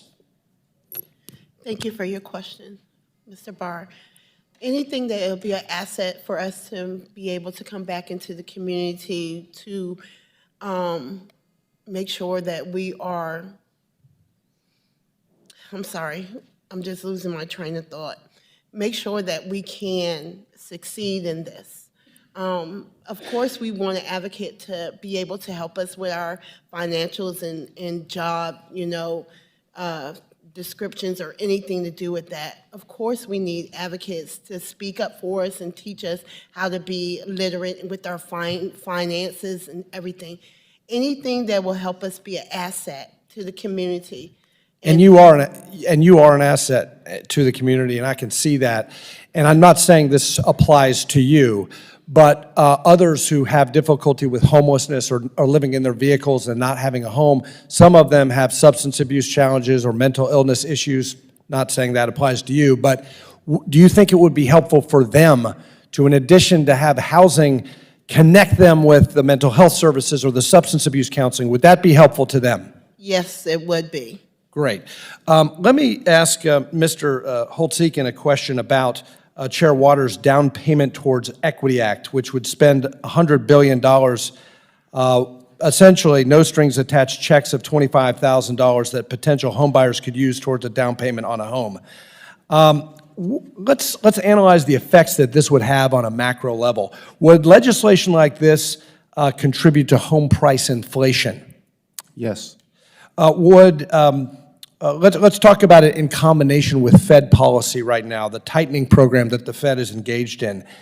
As the Fed is actively trying to tamp down soaring home prices by increasing interest rates to reduce demand, would legislation like the chair's work directly against the Fed's goal of reducing demand? Yes, and most likely what would happen is the Fed would be more aggressive. Overall home purchases would be continue to decline because that's what the necessary objective for them. This might change the composition of who gets the house. So demand-side subsidies would actually increase the likelihood that the Fed would have to be even more aggressive in raising interest rates and borrowing costs. Yes, absolutely. And would legislation like this result in a greater supply of housing or simply more demand for the same limited resource? The latter. It's not a supply-targeted policy. So while maybe not as flashy as handing out $25,000 taxpayer-funded checks so wealthy individuals could buy million-dollar homes, what are some of the serious proposals that Congress should be considering to actually increase our housing supply and address this affordability issue?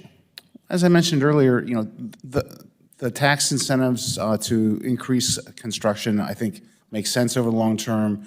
You want to have a predictable, reliable environment that provides supply at a lower cost. So lightening the regulatory burdens at the local level, if you have a way to influence that, do it.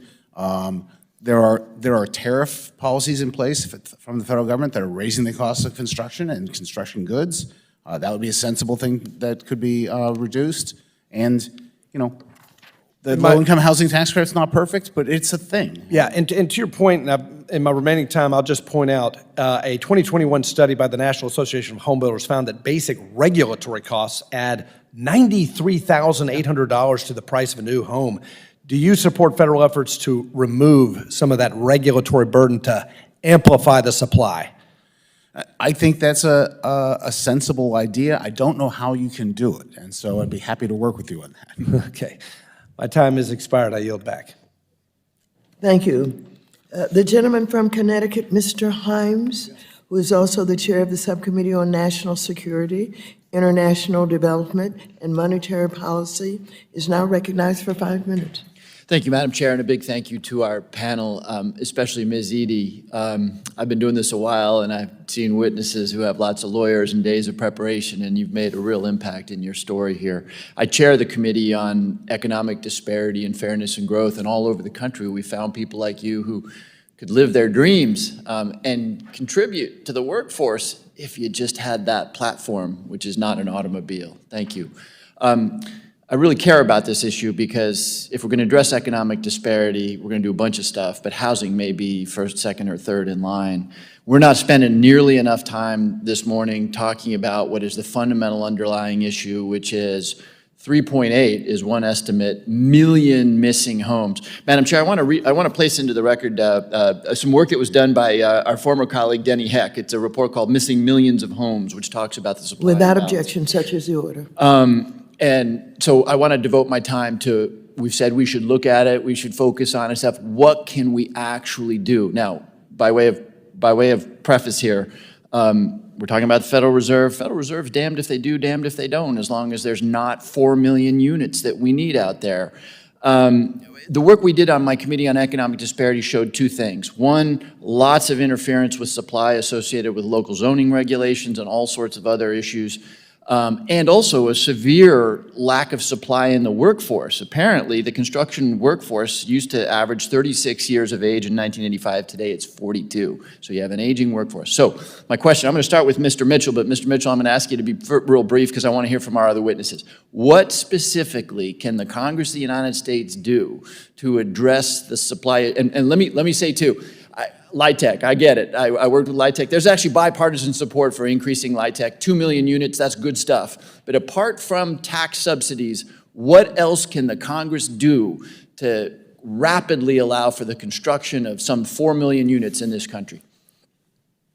Absolutely, Congressman. I think one of the most important things that Congress can do is to continue to make large public investments. I think things that have been targeted in the Build Back Better, specifically billions of dollars for the Housing Trust Fund, resources to renovate stock that's already available and make sure that it is quality and affordable would go a long way. Any programs there that you see as particularly effective? I would lift up, I think, really making sure that the National Housing Trust Fund would be really critical. Thank you. Appreciate that. Let me go to Dr. Zandi on the supply question. Yeah, I think what would really be critical is providing financing for manufactured housing. If you really want to get a lot of units out there fast, make it easier for people to get loans for purchasing a manufactured home. Right now, they're chattel loans, and that's a fragmented market, very costly, very difficult. This is something that Fannie Mae and Freddie Mac could be very helpful in developing a more cost-efficient, homogeneous market for those loans.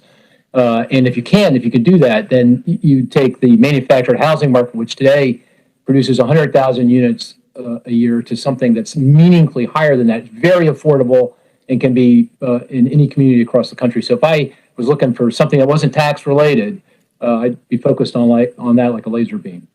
Thank you. I appreciate the specificity. Let me open it up a little unfairly to Ms. Bailey and Mr. Holtz-Eakin. Local zoning. I got lots of small towns that are uninterested in being told by the federal government that they've got to lighten up their zoning. So we've got a real problem without much of a lever. So let me start with Mr. Holtz-Eakin, if you would leave a little bit of time for Ms. Bailey. But what levers, if any, do we have to, I don't want to use the word coerce, but to encourage a rethink of zoning and regulation? I think you framed it exactly right. Those regulations and zoning rules exist because they want them. And so you're going to have to somehow have a lever that causes them to change their mind. Usually that's financial, and making federal aid contingent upon the behavior at the local level. That's probably the lever that would be the one you'd want to try. And I'm happy to yield the rest of the time. That's a hard question. It's a tough question, Ms. Bailey, but I'd love to get your perspective. Fully enforce our nation's robust fair lending laws and fair housing infrastructure. We actually have this unfounded association between race and risk that's really the root of a lot of those zoning ordinances, and we are causing the economy to underperform. So if we fully enforce our nation's fair housing and lending laws, we'd actually create equitable opportunities that could help us actually create jobs. Fair housing actually creates jobs. Thank you. That was perfection. My time just ran out. Thank you very much, Madam Chair. Thank you very much. The gentleman from Texas, Mr. Williams, is now recognized for 5 minutes. Thank you, Madam Chair, and I thank everybody for being here today. And Miss Eddy, I want to join in on thanking you for your testimony. It reminds me of a Bible passage. Luke 6:38 says, "A good measure will be given to you, pressed down, shaken together, put into your lap, for the measure you give will be the measure you get back." And you're giving a lot today, and we appreciate it very much. I also want to just touch on what we've talked about. It's been a great hearing. I think we have a lot of common ground here. It's good to see. But I own some apartments, and I'll tell you, and we've touched on it, everybody's touched on it, the biggest problem is not the rates, but the rates are based on interest, they're based on local jurisdiction, and they're based on inflation. You know, we'd love to charge less, so that's something we get to work on. It looks like we all agree to that. So let me just start saying, and also you said you lost your trend of thought. You can be a congressman. No problem. That happens all the time. So American families and businesses have been feeling the impacts of runaway inflation for far too long. We've heard it today. Research from the Federal Reserve Bank of San Francisco confirmed what Republicans have been warning about for the past 2 years. Reckless government spending contributed to the price increases that we are all experiencing as a real problem. I'm in the car business, so I can tell you all about that. It was irresponsible to think we could spend trillions of dollars and expect there to be no negative consequences. So rather than recognizing the ramifications of their policy decisions, my Democratic colleagues seem to have doubled down their belief that inflation can be tamed with even more government spending. Simply look at the bills attached to this hearing. There are billions of dollars in new federal programs that will make prices even worse off and higher. So let's be very clear. You can't spend your way out of this inflationary cycle. So, Mr. Holtz-Eakin, can you discuss how the policies attached to this hearing, including the entirety of the $3 trillion Build Back Better, which everybody's talked about, will further contribute to the inflation all Americans are currently facing? By and large, they continue the tradition of demand subsidies, especially in housing. There's a long tradition of that in the federal budget, and yet we are here with an enormous affordable housing crisis and large inflation. Seems to me we should learn the lesson and try something else. Right. Now, the mismatch between housing supply and demand has been getting continually worse each year. And this is a total problem with everything. There's more demand than we have. I'm in the car business. We don't have any vehicles to sell, but there's a lot of demand, and that's ramping up inflation. So this has driven home prices up to their recent highs and made home ownership unrealistic for many Americans. And when you hear people talk about a 50-year mortgage, that's pretty scary. And as we look for solutions to this problem, we must focus on the supply side of this equation instead of programs that will create more demand for housing and continue the inflationary cycle. So if we incentivize the private sector, which is always good, to build new housing units, it will begin to alleviate the upward price pressure. So unfortunately, supply chain issues and labor shortages are making the numbers more challenging for the private sector to make these types of large investments. I believe the tax code can be used to help make the economics of these deals work. So, Mr. Zandi, you discussed some tax credits in your testimony that could help solve some of the problems. Could you elaborate on these suggestions and how they would allow the private sector, someone like me and others, to invest in new housing units? Yeah, I mean, at the end of the day, you want to incent builders to go out and build more homes as fast as possible, and we want them to build mostly affordable rental. We need housing across the housing stock, but the most acute problem is for affordable rental property. And I mentioned 3 different tax credits in my written testimony. We talked about LIHTC. That's tried and true, and I think very effective. Another tax credit I think that I think we should do is around the Neighborhood Home Investment Act, which helps with rehabilitation. You know, as you know, in many communities, both urban, rural, you know, you can renovate and buy land, renovate, buy old property, renovate, buy old buildings, renovate, and the market value is too low to cover the cost of that renovation. So this tax credit would help builders and others defray that cost, and so we get more renovation of this old housing stock that we have in different parts of the country.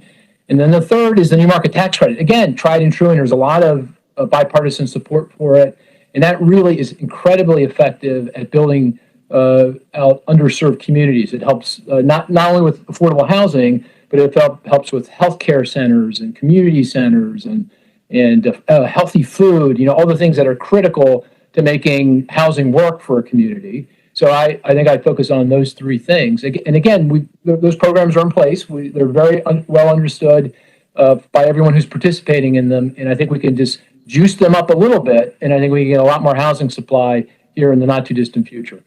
Okay, thank you very much. I yield my time back. The gentleman from Illinois, Mr. Foster, who is also the chair of the Task Force on Artificial Intelligence, is now recognized for 5 minutes. Yeah, I guess this question is for Mr. Holtziken or Mr. Zandi. If you look at all of the different incentives that we try to apply to get people in housing, both on the supply side and the demand side, has anyone systematically looked at what gets the most people into a house per unit of federal expenditure? I don't know the answer to that. If someone does, it's Mark Zandi, so should let him go. Okay, Mark, you're up. Doug's my buddy. It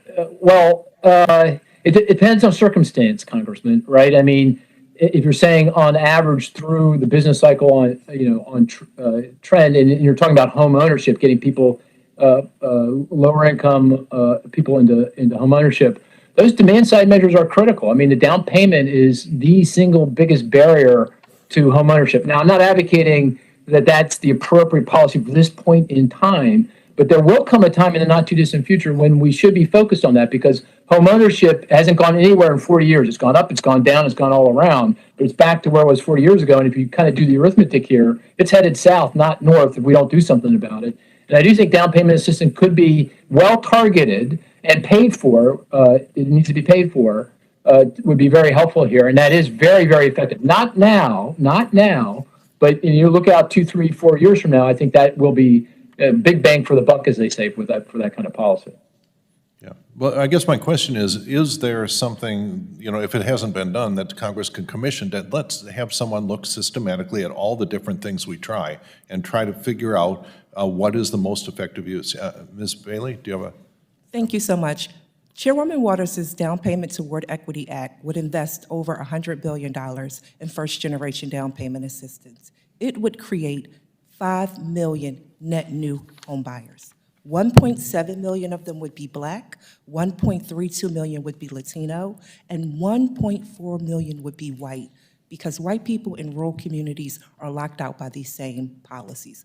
We need creative, innovative, targeted solutions like that to bring in the very borrowers that the future system depends. We won't have a housing system if we don't put equity at the center. The market's future buyers, 7 out of 10 of them will be people of color. If people of color are not able to overcome the barrier of down payments and get access to home ownership, our housing system tanks, which means the gross domestic product, that housing nearly accounts for 20%, drags down the whole economy.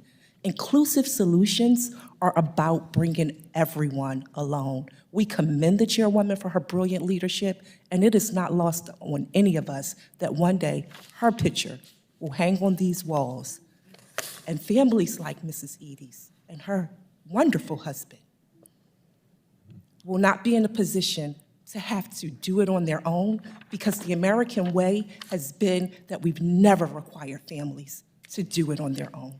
Our public policies created opportunity for people. We've not done it in an equitable way. Now, COVID requires equity.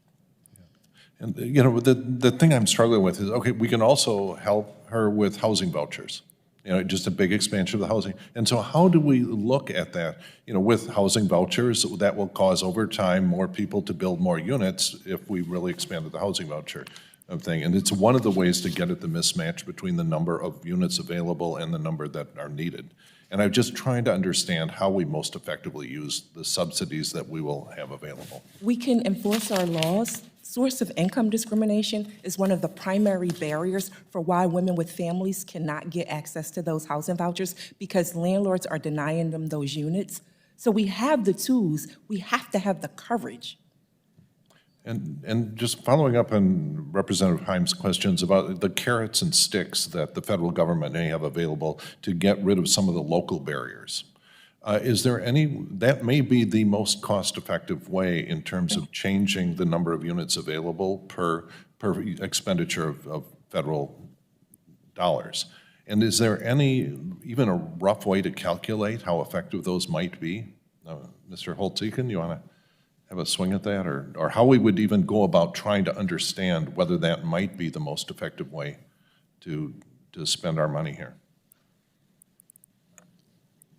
So this sounds like the kind of thing that the Congressional Budget Office could be useful in helping you with. They have a long history of looking at both federal mandates on state and local governments, but also the response of states and localities to federal spending programs. And I think that's the place where you want to look at the track record and see what worked. Okay, and we'll be following up for the record with you and Mr. Zandy on that. Thank you. I'll yield back. Gentleman's time has expired. The gentleman from Arkansas, Mr. Hill, is now recognized for 5 minutes. Thank you, Madam Chair, and let me too start out with thanking all of you for your work for the committee today and expressing your views on this important topic, and thank our chairwoman for her compassion and commitment to housing as a public policy topic. I want to follow up too on Mr. Himes' comments, my good friend from Connecticut, talking about this gap, the supply side gap. I think that's important. He raises some really good issues. First, I've offered amendments consistently on the House floor for 8 years that non-union construction trades be approved DOL apprenticeships. And every year that bill is voted down by the majority.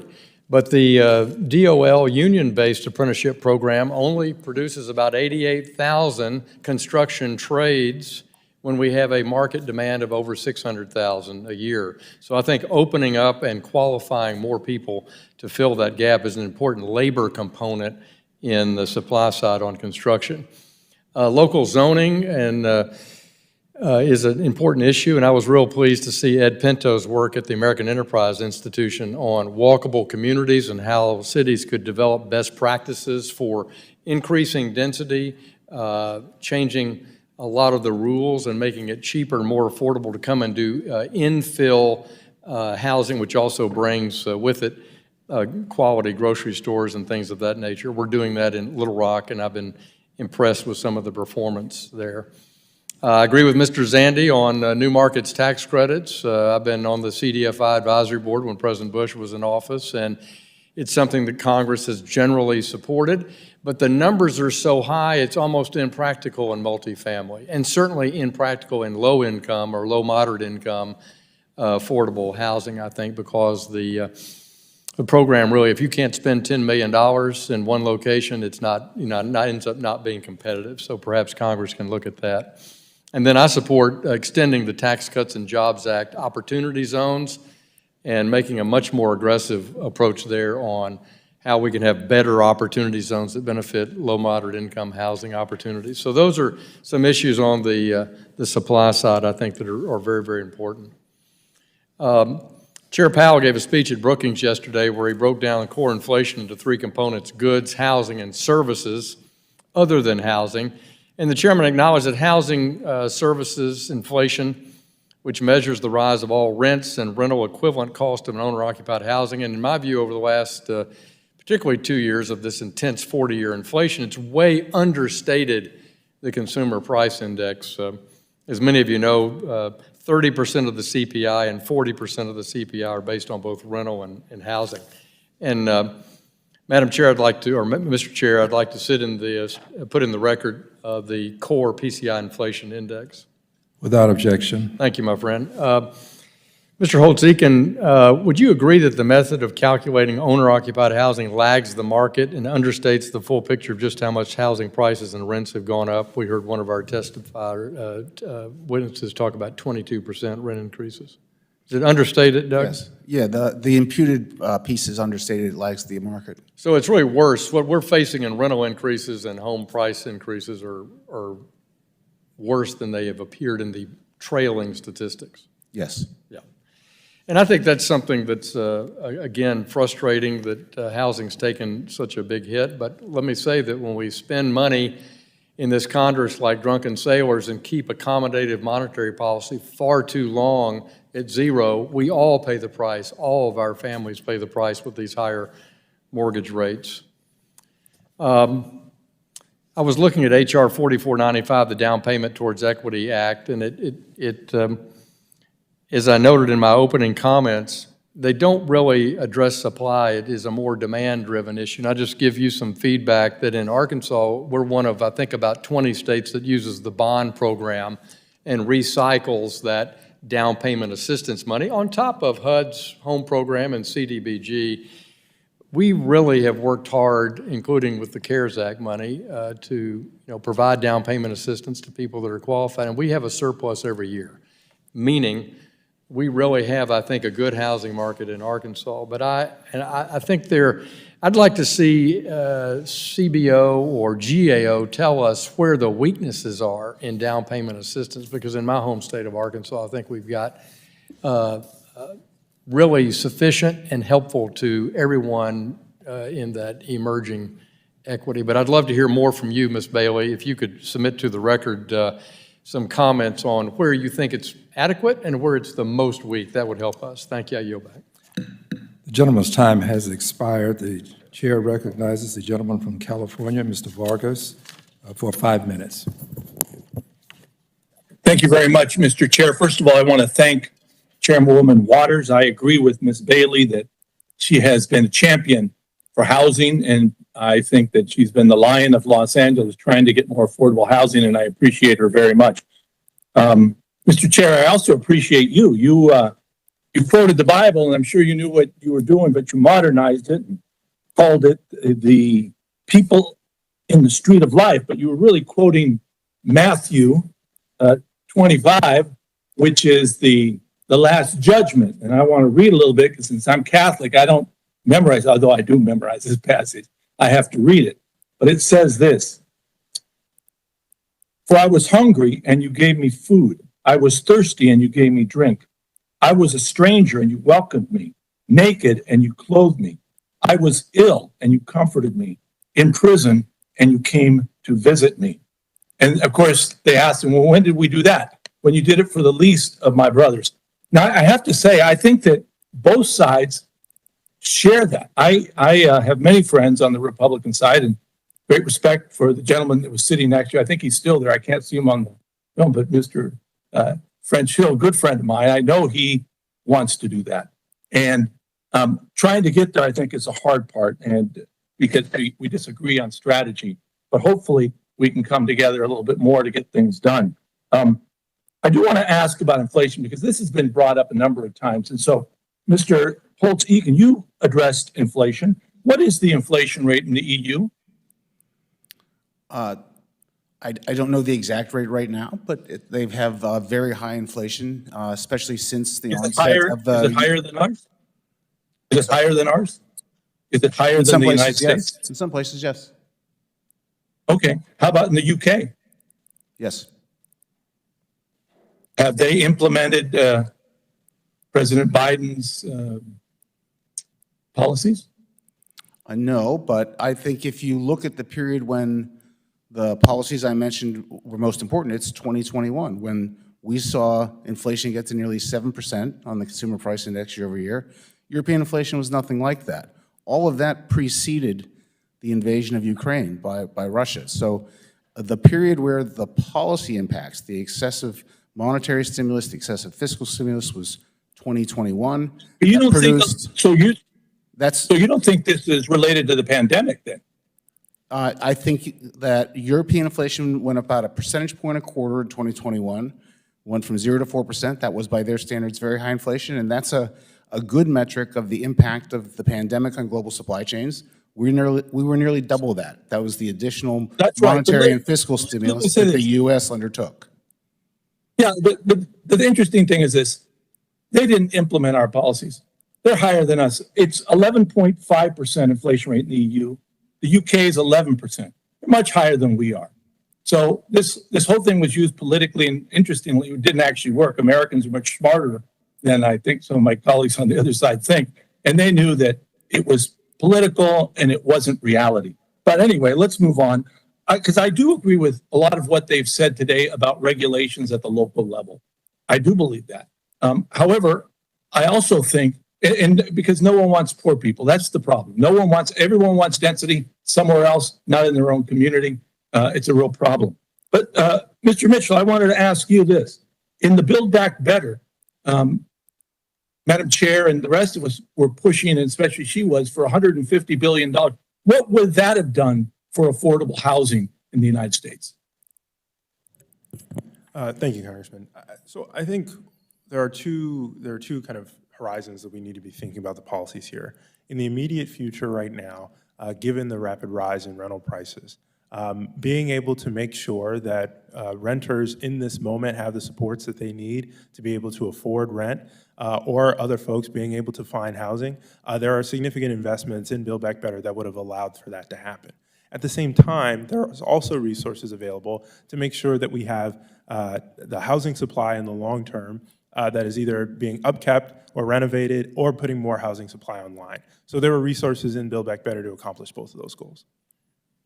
And I agree with my colleagues again on the other side of the aisle. It's big time supply issue. We have to build more, and we have to figure out how to do that, and hopefully together. I've got 10 seconds left, so again, I want to thank everyone, all the witnesses here, and I yield back. Thank you. The gentleman's time has expired. The gentleman from West Virginia, Mr. Mooney, is now recognized for 5 minutes. Thank you, Mr. Chair. So thank you for this hearing. I think it's important we talk about these issues. My question is directed at Mr. Doug Holtz-Eakin. Earlier this year, the government-sponsored enterprises, GSEs, announced their plans for equitable housing finance at the direction of the Federal Housing Finance Agency. The plans call for lower down payments requirements and reduced mortgage insurance costs for prospective minority homeowners, among many other things. Many other changes disregarding considerations of risk and ability to pay. And increasing home ownership by encouraging riskier mortgages is exactly what led to the 2008 financial collapse, which actually disproportionately hurt the minority homeowners it was intending to help. Yet it seems we've learned nothing. Moreover, FHFA Director Sandra Thompson has refused to finalize a proposed rule that would have subjected these concerning changes to review and public comment. This administration, frankly, has a habit of circumventing traditional rulemaking process, from the Consumer Financial Protection Bureau, CFPB, making substantial changes to its examination manual, to the Department of Veteran Affairs issuing an interim final rule allowing for taxpayer-funded abortions in violation of federal law. So, Mr. Holtz-Eakin, can you explain the dangers of the GSE's equitable housing finance plans and why changes of this significance should be subject to public scrutiny? Well, I mentioned the rule that you brought up in my written testimony. It is important if the GSEs are going to roll out new products that they be subject to review, and I think it'd be good to finalize that rule. Historically, this is the kind of slippery slope that got the GSEs into trouble and ultimately put them into conservatorship and put the taxpayers at such risk. These are highly risky loans. That they are riskier than they otherwise would be because they couldn't get the conventional treatment. So they need special treatment to get them a loan, and they're more likely to, as a result, have financial problems down the line, and for the taxpayer to be on the hook for the cost. And tragically, we have in fact seen the disproportionate impact on minority communities that these efforts had. I mean, I was in the Bush administration early 2000s when there was an enormous push for minority home ownership, and with the benefit of hindsight, all we did was wipe out the net worth of millions of families, and that was not a wise thing to do. And so I'm concerned about this initiative, not because it is in and of itself so large, but it's indicative of the kinds of things that might be pursued going forward. Well, thank you. And again, I really worry this will harm the minority homeowners that it's intended to help.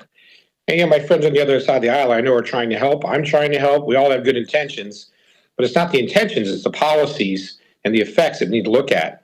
And you don't want to do something as well intended as it might be that has the opposite effect, which is what seems to happen with a lot of these policies.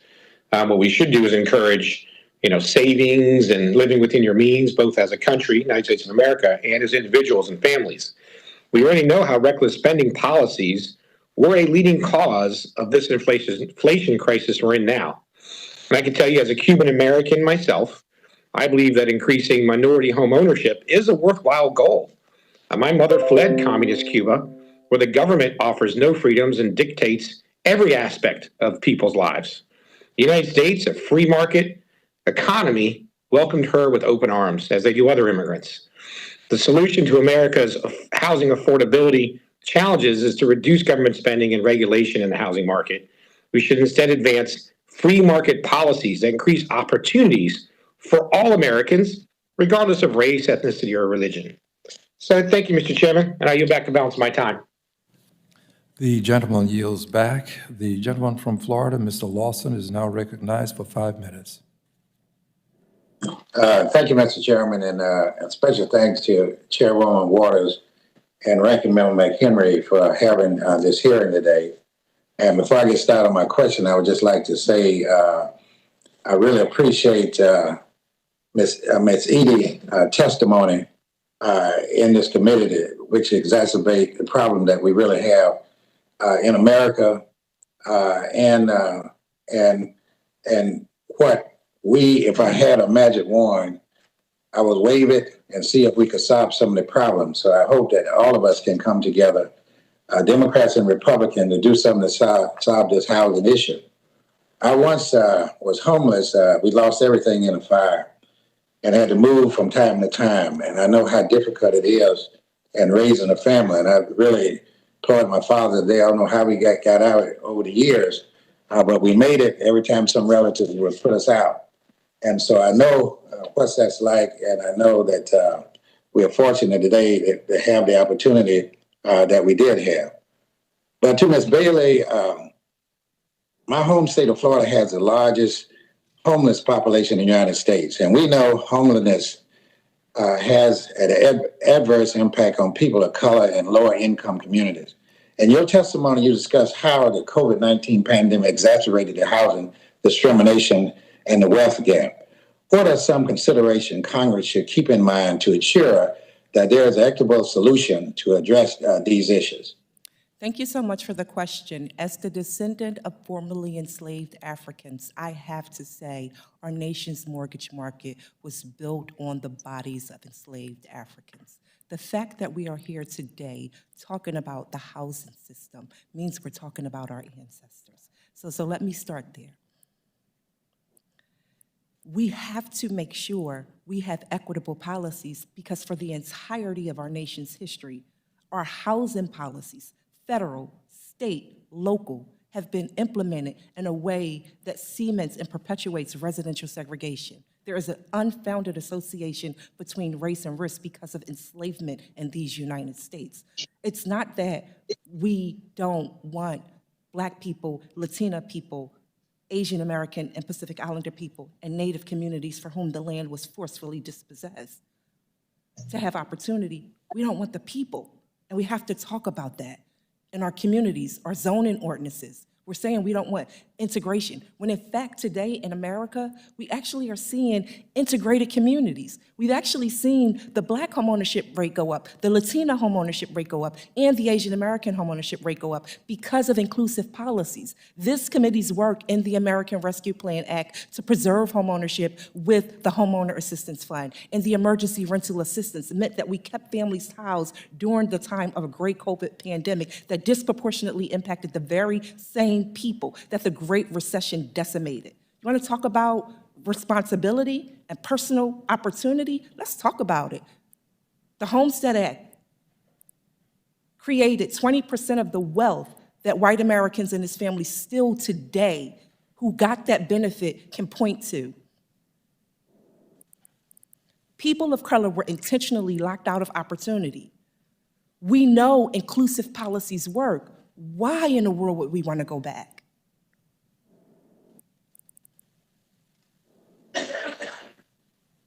Thank you. Real quick, Dr.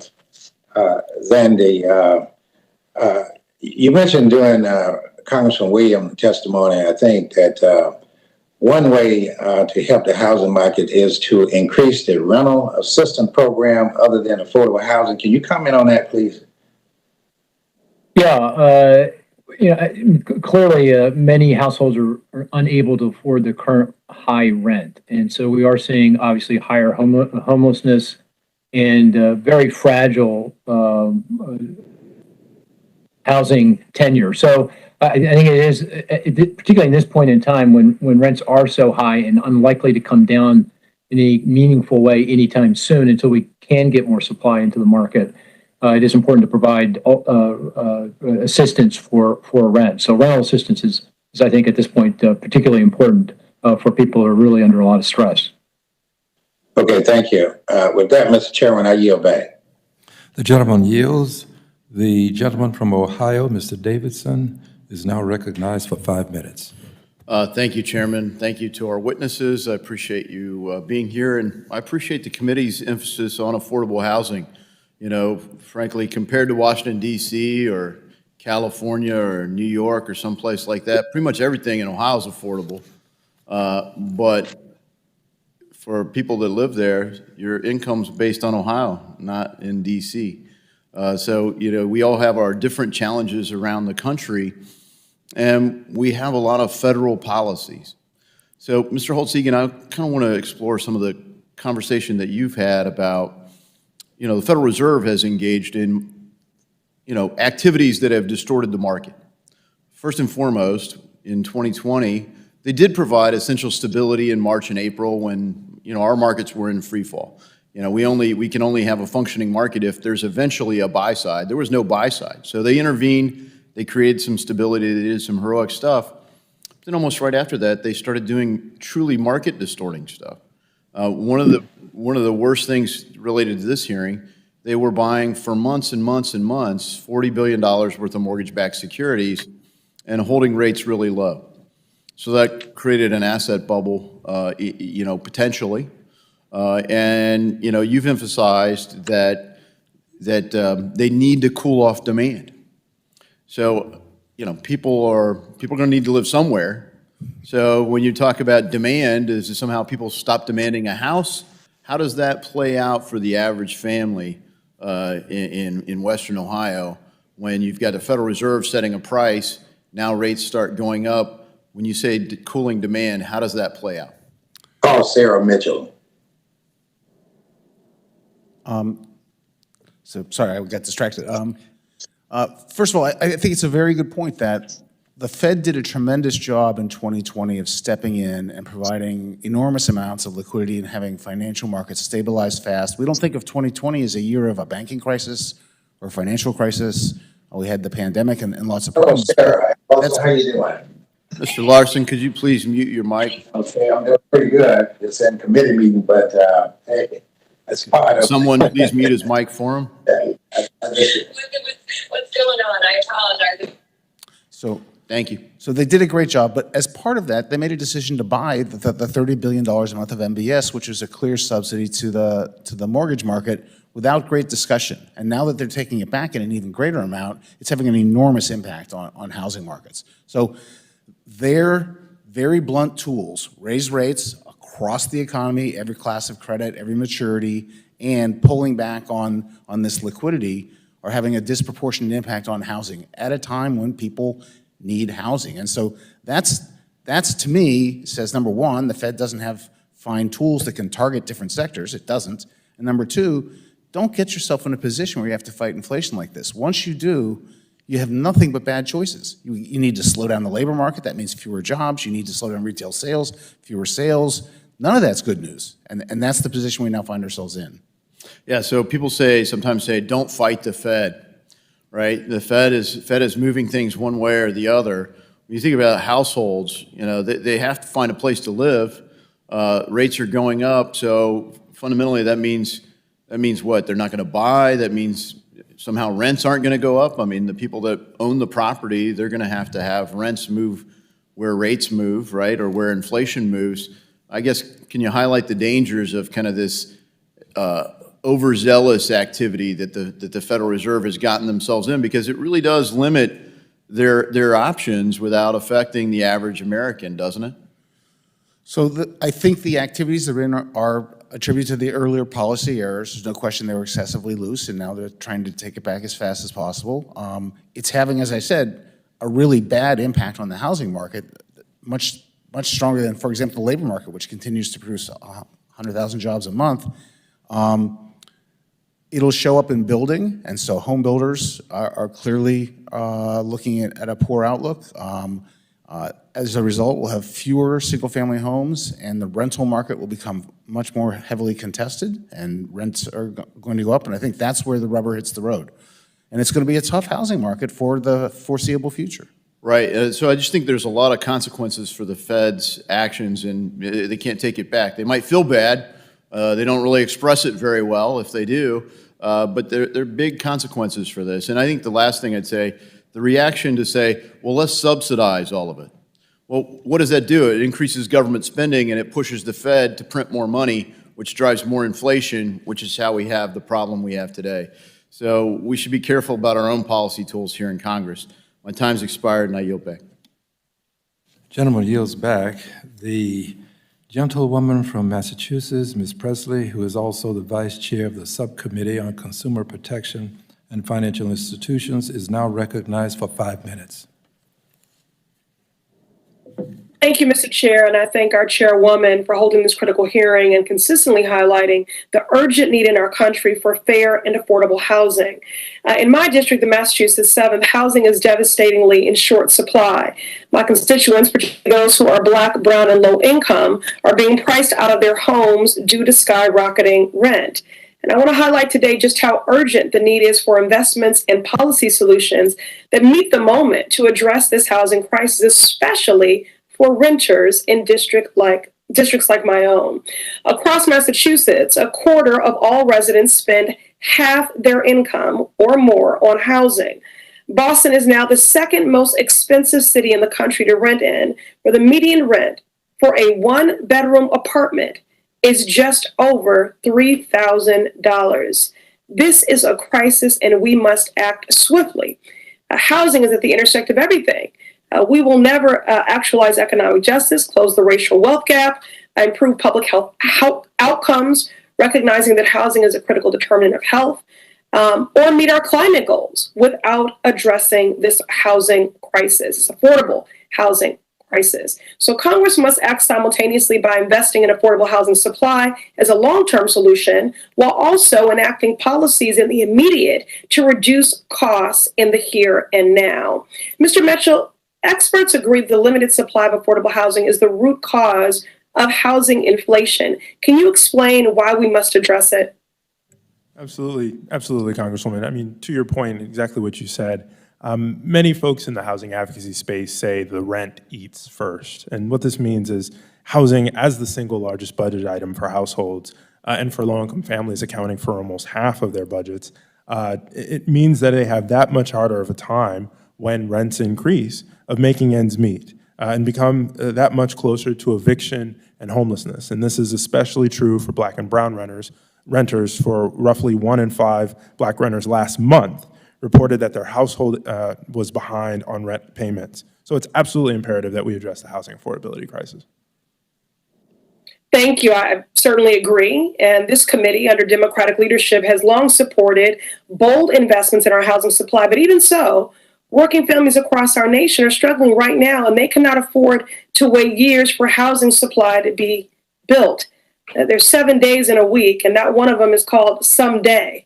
We've got to act now. We need to pair these longer-term investments with short-term solutions that alleviate the financial pain that families are facing today. In past moments of crisis, when prices previously spiraled out of control, our country enacted price controls in housing to maintain stability. Mr. Mitchell, how would rent stabilization be effective in ensuring folks are housed in the short term and helping working families across the country also while avoiding homelessness?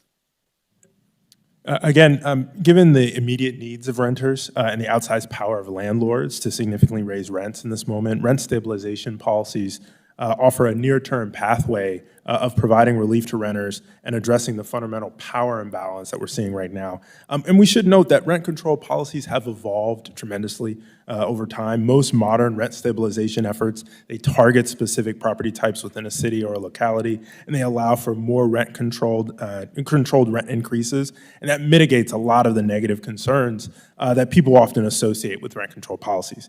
And the research here is very clear.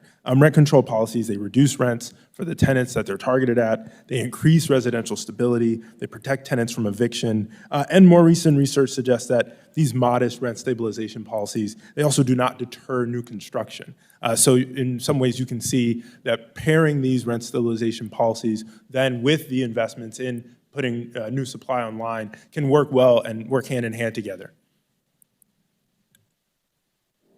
Thank you, Mr. Mitchell. I certainly agree. And housing is a human right. And we have to be responsive to the pain that families are currently experiencing with a two-pronged solution that pairs longer-term investments in housing supply with immediate policy change that ensures access to affordable housing. Everyone deserves more than shelter. They deserve to have a home. Thank you, and I yield. Gentlelady yields back. The gentleman from North Carolina, Mr. Budd, is now recognized for 5 minutes. Thank you, Chair. I just want to begin with a couple of facts, a bit of a review.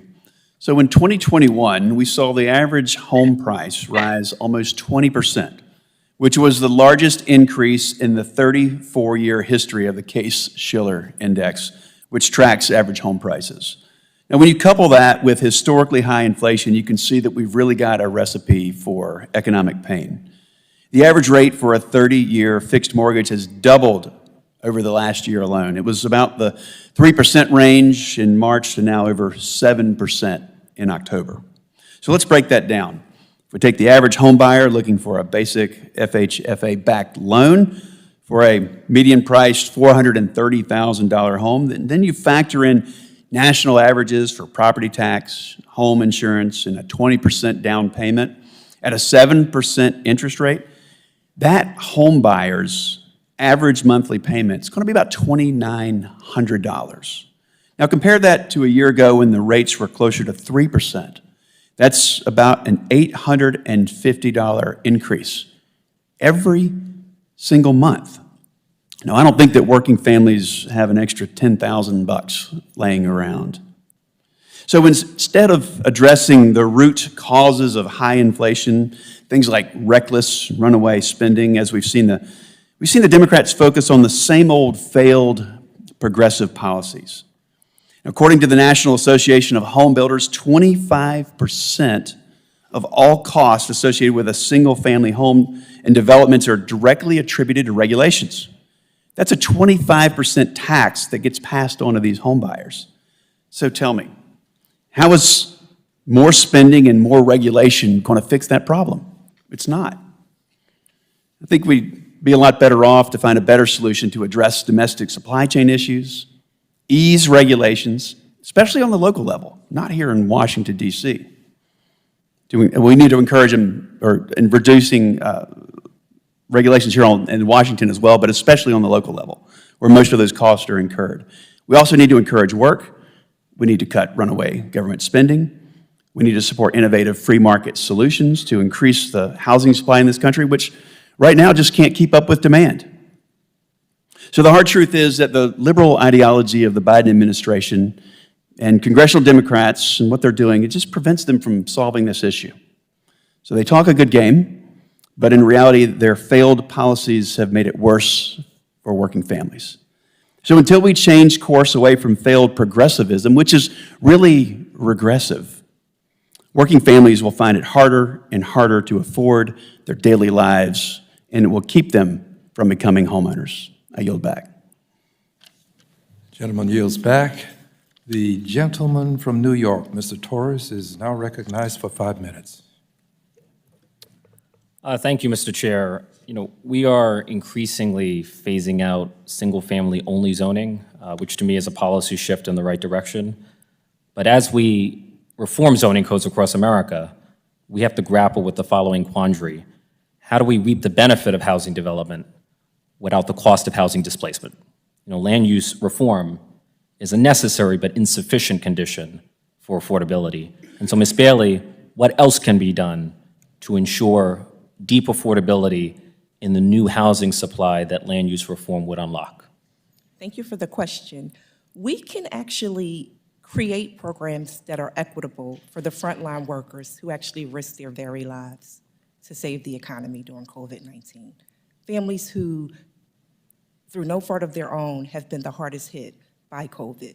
So things like first-generation down payment assistance that I already discussed, support for voucher holders, support for people with disabilities, but also the Neighborhood Homes Investment Act. We could actually build 100,000 new units to help these homeowners who have been hardest hit by the Great Recession that robbed $1 trillion from Black and Latino communities. This is a tax credit subsidy, but what we have to do is make sure fair housing is embedded in it.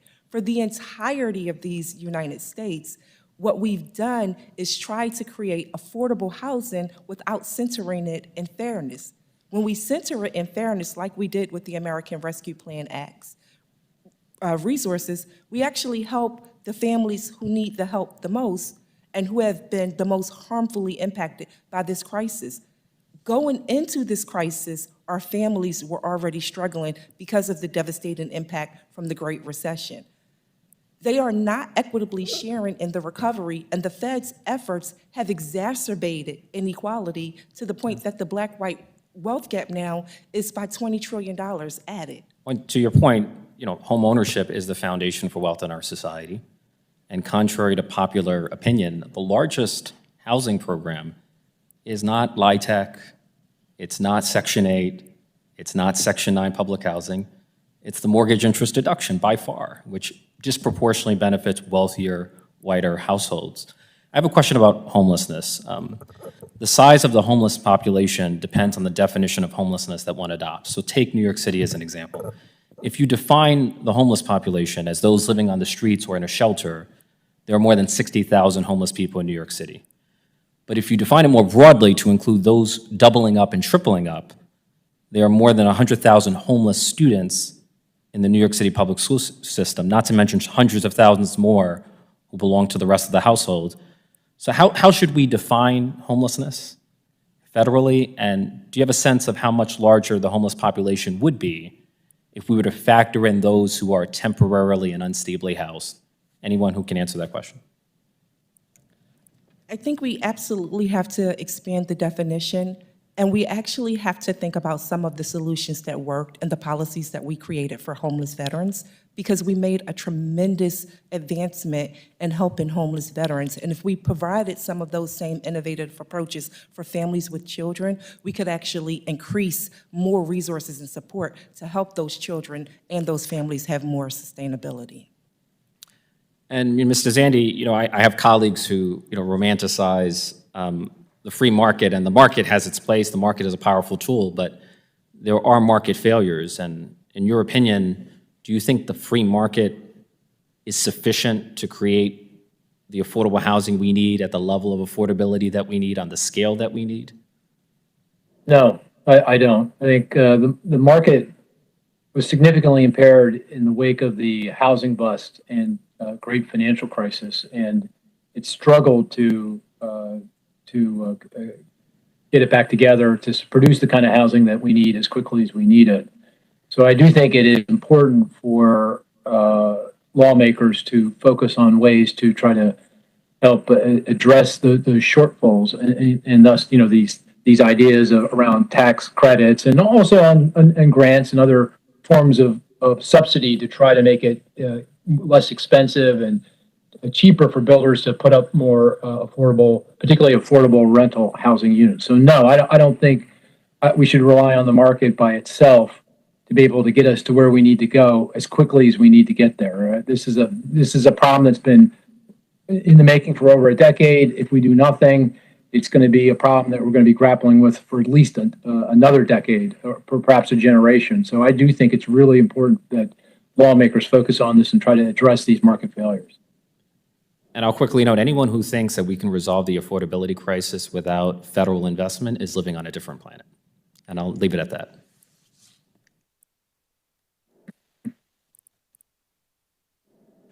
The gentleman yields back.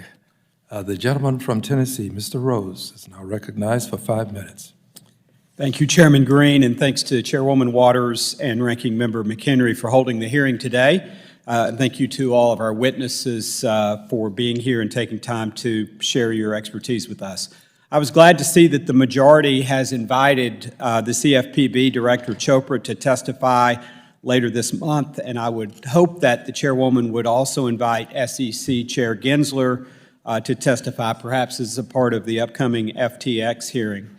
You know, in the last 133 days, we've had only one hearing that included witnesses from the Biden administration, which I believe is a dereliction of our duty as members of Congress to conduct oversight. I hope that changes in a few weeks, and I'm confident that it will, and that we'll be seeing a lot more government officials as witnesses before this committee. Seeing that time is limited, I want to dive straight into my questions. Dr. Holtz-Eakin, earlier this year, we held a hearing on the Biden administration's PAVE task force, which was created based on anecdotal evidence to address discrimination in home appraisals. The task force did not conduct any new research. It also failed to include dissenting opinions on the subject about the contested and limited body of work on appraisal bias. Setting aside whether or not it is wise to make policy decisions based on anecdotal evidence, I am curious about your thoughts on one of the task force's recommendations, which is to require FHA lenders to track usage and outcomes of reconsiderations of value and report it to the FHA so that HUD can evaluate the impact that reconsiderations of value might have on possible discrimination. Dr. Holtz-Eakin, would the costs of increased reporting requirements like this impact the cost of buying a new home? Certainly those costs will get passed along. There's no question about that. Dr. Holtz-Eakin, the task force also wants to increase requirements for anti-bias, fair housing, and fair lending training for all appraisers. The industry itself has been exploring ways to improve diversity among the profession, but one of the barriers to entry as an appraiser, commonly cited, is the strict training requirements and long hours that it takes to become an appraiser. So, Dr. Holtz-Eakin, does increased training requirements make the profession more attractive to prospective appraisers? I'll have to get back to you with a better answer. I don't really know that industry very well. Thank you. If you would, I would appreciate it and would welcome your insights there. Dr. Holtz-Eakin, earlier this year, every single Democrat on this committee voted for a bill entitled the Down Payment Towards Equity Act, which would allow even people who make more than $200,000 per year to receive government grants of nearly $100,000 to purchase a home. Setting aside the absurdity of giving individuals who make more than $200,000 in income a six-figure government assistance check, and setting aside the $100 billion price tag of this legislation, Dr. Holtz-Eakin, does increasing the demand for something such as housing but leaving supply constant reduce costs? No, it'll just exacerbate the pricing problem we see already. I think so. So earlier, Representative Barr mentioned the conundrum of lowering the cost of regulatory assistance, and you said that is a pretty big task, and you weren't necessarily sure how we go about that. But if you might expand on that a little, I would appreciate it. I think this has come up a number of times. Localities have these land use restrictions and construction requirements for a reason. I mean, they value them for reasons both noble and not noble. And you are now going to have some appropriate federal intervention into local decision-making in order to change that. How do you do that? You can try to do it by fiat, but it's awfully hard to tailor that to the circumstances across the country. You can make it a conditional financial assistance and have it as a carrot that they do that. They could ignore that carrot and continue.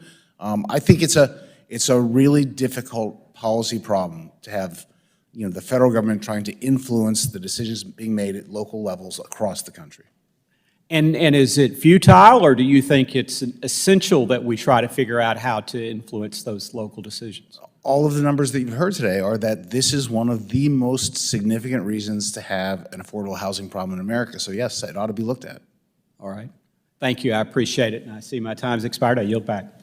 Gentleman yields back. The gentleman from Massachusetts, Mr. Lynch, who is also the chair of the Task Force on Financial Technology, is now recognized for 5 minutes. Thank you, Mr. Chairman. I want to thank all of the witnesses that are here today. Thank you very much, and the ones who are joining us online as well. I share the representation of the city of Boston, so my situation is quite similar, the same actually as Ms. Presley outlined, where we have, the median rent now is around $3,000 a month for a one-bedroom. I think the average housing cost right now for a single family is somewhere around $770,000, so far above what the national average is. My own background, I grew up in the old colony housing projects in South Boston. At the time, it was among the poorest, predominantly white census tracts in the United States. So we struggled, and my views on housing policy are necessarily shaped by that experience. I saw how my mom and dad struggled. I saw how they had a real hard time raising myself and my 5 sisters, trying to provide a safe place for them, a stable environment. And it seems like things have gotten worse. We were at the very bottom of the economic ladder, and we struggled for housing. But now I see people who are working, who would I think commonly be referred to as middle class, yet because of the exorbitant prices of housing, they're being forced out. I think we had a good start with Hope 6, and I know that Jack Kemp, a Republican, was one of the early architects of that program. Now we have one program that was started by the Obama administration called the Choice Neighborhoods Program that actually tries to build mixed income. One of the problems that I have, and I represent a lot of people in public housing, those same housing projects, it's been renamed the Ann Lynch Homes at Old Colony in memory of my mom. But we still have the same problem. People are struggling. And the new model tries to bring in private money to partner, this Choice Neighborhood Program, to build mixed income. So middle income or workforce, so-called workforce housing. And I'm just wondering, Mr. Holtz-Eakin, we're struggling with this idea of rent control again.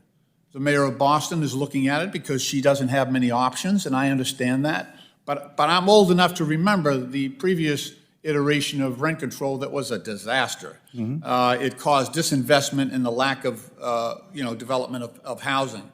So I just wonder, Mr. Holtz-Eakin and Mr. Zandy, from an economic standpoint, is that the model? Is that the type of model that will succeed if we can, if we can sort of get buy-in from middle income people, as well as those who want to help people at the bottom of the ladder? Is that the model that will succeed in generating this 4 million units of housing that we need to create? Well, I feel pretty confident that a rent control approach won't solve the problem. And I say that respectful of the testimony of Mr. Mitchell. I mean, you can probably write down on a blackboard a price stabilization approach that works, but I'd be skeptical that we could make it work in every community in America. So I'd prefer to find ways to get private capital into and increase the access to that cheap capital. I think I'll let Mark speak for himself, but he's talked about that on a number of occasions. And whether it's tax-based incentives that draws that capital in or others, I don't have a religious attachment to any of them. We need to get greater capital in to provide affordable housing. That's the key. Mr. Zandy? Yeah, in a long list of things that we can and should do to help these low-income households be able to afford a home, rent stabilization, rent control would be all the way at the bottom of the list. I'd be very, very cautious about going down that path. Very, very difficult to implement in a way that will end up with resulting in more supply. And we need to be focused very carefully on increasing the supply of housing as fast as possible.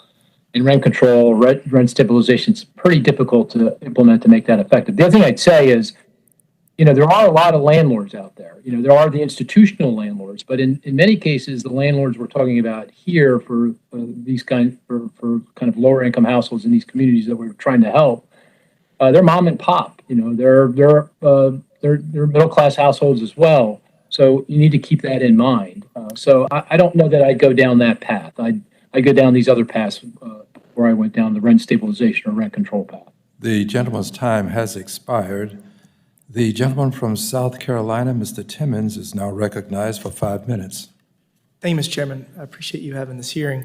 I live in Greenville, South Carolina. I represent Greenville and Spartanburg. We have a major challenge with affordable housing. The city has grown so much. There's been so much people moving into the district. Rents have gone through the roof. Same problems happening all over the country. We have it twice as bad because we also have very poor public transportation. So it really has become a major issue in my district, and I have, like all of you, agree that market forces are not going to solve this problem. The government has to do something. The question then becomes what? Is it to somehow incentivize the developers to invest in affordable units, or is it requiring them, as some cities have done? Is it creating a fund that will subsidize across the board using general fund tax dollars? Is it deed restricting land to force developers to do it? There's all these different tools in our toolbox, and the question is how. And I think my view on this is that it's a problem when in one building, different units are subsidizing others. So if this is important to us, and it is important to us, it should be general fund dollars. It should be money that the entire citizenry pays to facilitate affordable options in urban areas. But then the other thing is public transportation. I mean, there's certain parts of our country that have grown so expensive, it's just not economical to even make the attempt. So the question is, how do you allow people to move in and out, to have access to areas to work and to enjoy that community? Those are the kind of the two variables that I see. Government intervention to facilitate affordable housing, but also public transportation. Mr. Holtz-Eakin, do you agree that those are two of the biggest kind of levers in this conversation? Yeah, those are central to this. I would really put the relentless focus on supply of affordable housing that Mark Zandy just mentioned at the forefront, because that will dictate the residential patterns that will be viable over the long term, and thus dictate the transportation networks that you need to have to support those residential patterns. So I think you have to get the housing piece right first before you start thinking about getting the transportation piece. Do you think it's reasonable that the government should create incentives as opposed to requirements to essentially tell developers that we will make it easier for you to develop, whether it's putting your permit in the front of the line? I mean, right now, permitting is incredibly backed up in South Carolina because we have so much development. That's going to slow with interest rates increasing. But there's all these different tools. It's not a one-size-fits-all model, and every city is different. So we can all agree that we need to have affordable housing. I guess the question becomes, what tool in the toolbox is the right tool to use to achieve that objective? What do you think the right, and I guess it's very situation specific. What works in Greenville, South Carolina does not work in New York City. So I think that's the right bottom line, is that we shouldn't presume sitting here in Washington, D.C. to understand the local conditions all around, and we should, permit the flexible use of local tools to get to the objectives. But you do have at the federal level the power to set the objectives and set the targets and try to make sure that we get the outcomes we want. And I think there's a bigger question of rent versus own. DC has a very complicated system through which you get into a lottery and then you purchase something and you live there and then you only get the benefit of the.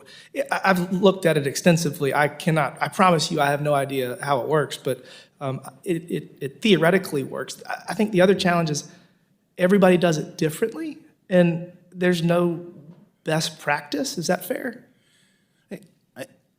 In my opinion, I've never been able to get excited about rent versus own, and that it's somehow the idea we should get every American into an owner-occupied home. I mean, we know how that went last time. We need more affordable housing, rental housing, owner-occupied housing, and people are going to decide whether they want to rent or own. I've both rented and owned in my life. I didn't think I was a worse citizen when I was a renter. I actually thought I continued to uphold my civic duties. So I've never understood the magic whereby we want to pick one over the other. And I would like to just focus on supply of affordable housing. Sure. In the area that I live, we're having a challenge because the city's growing into an area that was lower income and they were all renters. And so the challenge becomes, is it reasonable to ask them to move? And I would say it's not. If they've lived in somewhere for 20, 30 years, they have a right to continue to live there. So it's a very complicated situation. I don't want to go over. Thank you so much. I yield back, Mr. Chairman. Time has expired. The gentlewoman from North Carolina, Ms. Adams, is now recognized for 5 minutes. Thank you, Mr. Chairman.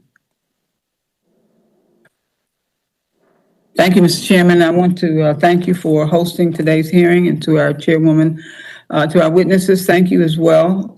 Ms. Bailey, this question is for you. In your testimony, one of the key points you make is that GSEs aren't meeting the expectations of their mandate to support affordable housing initiatives.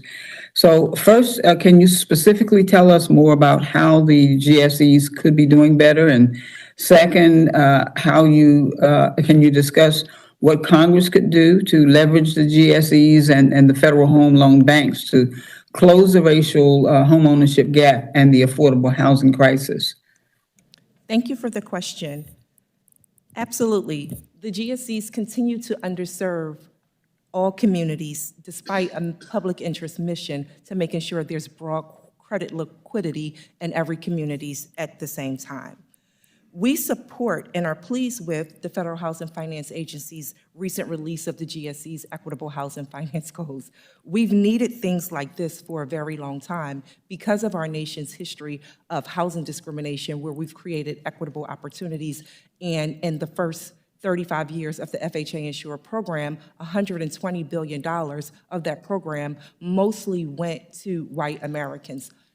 Less than 2% of those FHA insured mortgage loans went to families of color. So white families had a head start. So we need equitable programs because families of color don't have the resources built up from long-term homeownership that can be passed forward to successive generations. So the Equitable Housing Finance Plans actually implement part of the Equal Credit Opportunity Act's, which has been in place for over 40 years, special purpose credit programs. These are simply programs that allow for lenders to look at their own individual borrowing and to see whom is it that they're underserving, and then to just create a targeted plan to bring in those consumers to make sure they have a fair chance because of the history of discrimination that those communities have faced.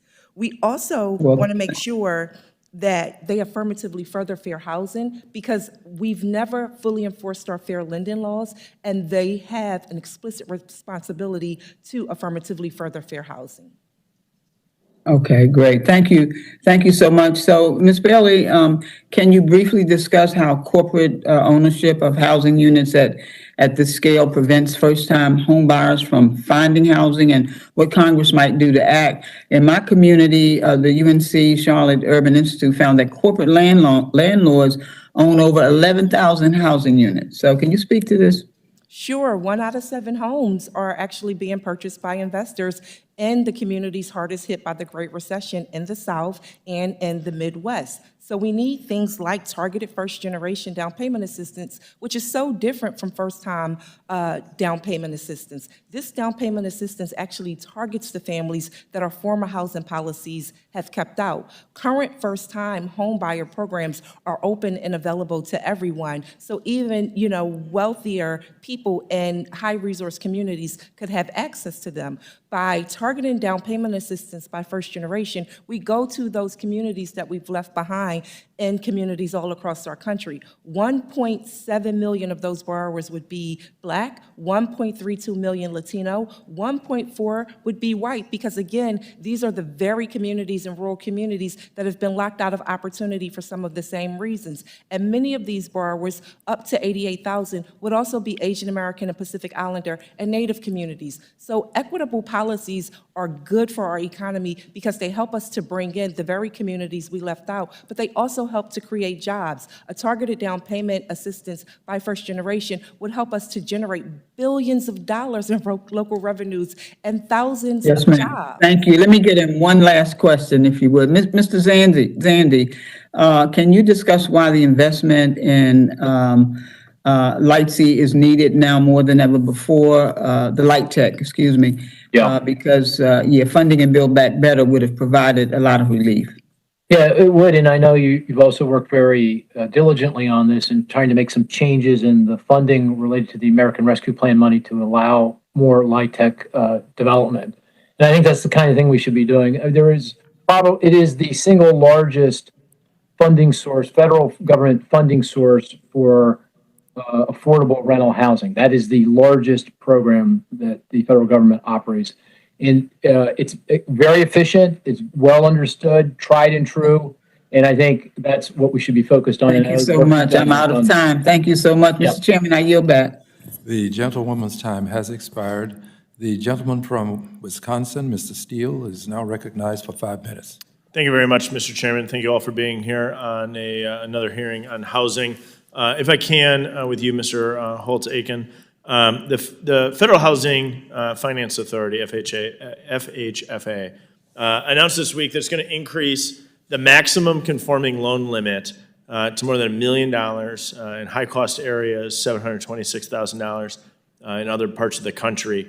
In other words, the federal government's going to subsidize high-cost, multi-million-dollar, not multi-million-dollar, but million-dollar home purchases. Can you kind of walk us through what the impact of expanding federal support for jumbo mortgages might have, in particular, on inflation? Well, certainly at this point, as we've discussed extensively, housing is a big part of the inflation story, and it will, increase the demand for housing, and especially expensive housing, jumbo mortgage, finance housing, and other things being the same. Those increases in demand exacerbate the inflation problem. My deep belief is that the Federal Reserve will simply undo it, and so this will be an incredibly ineffective subsidy, which will probably allow these fairly affluent borrowers to get financing and something. Someone else will get crowded out because the Fed really can't allow the aggregate to increase. Let's follow up there. Somebody else is going to get crowded out. Yeah. Who gets crowded out? A less other rich people or lower income people who are trying to buy a home.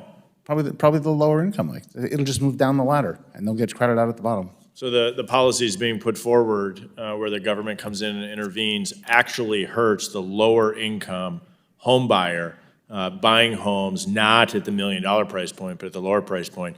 It gives me a lot of pause. Let me ask you a follow-up question to that.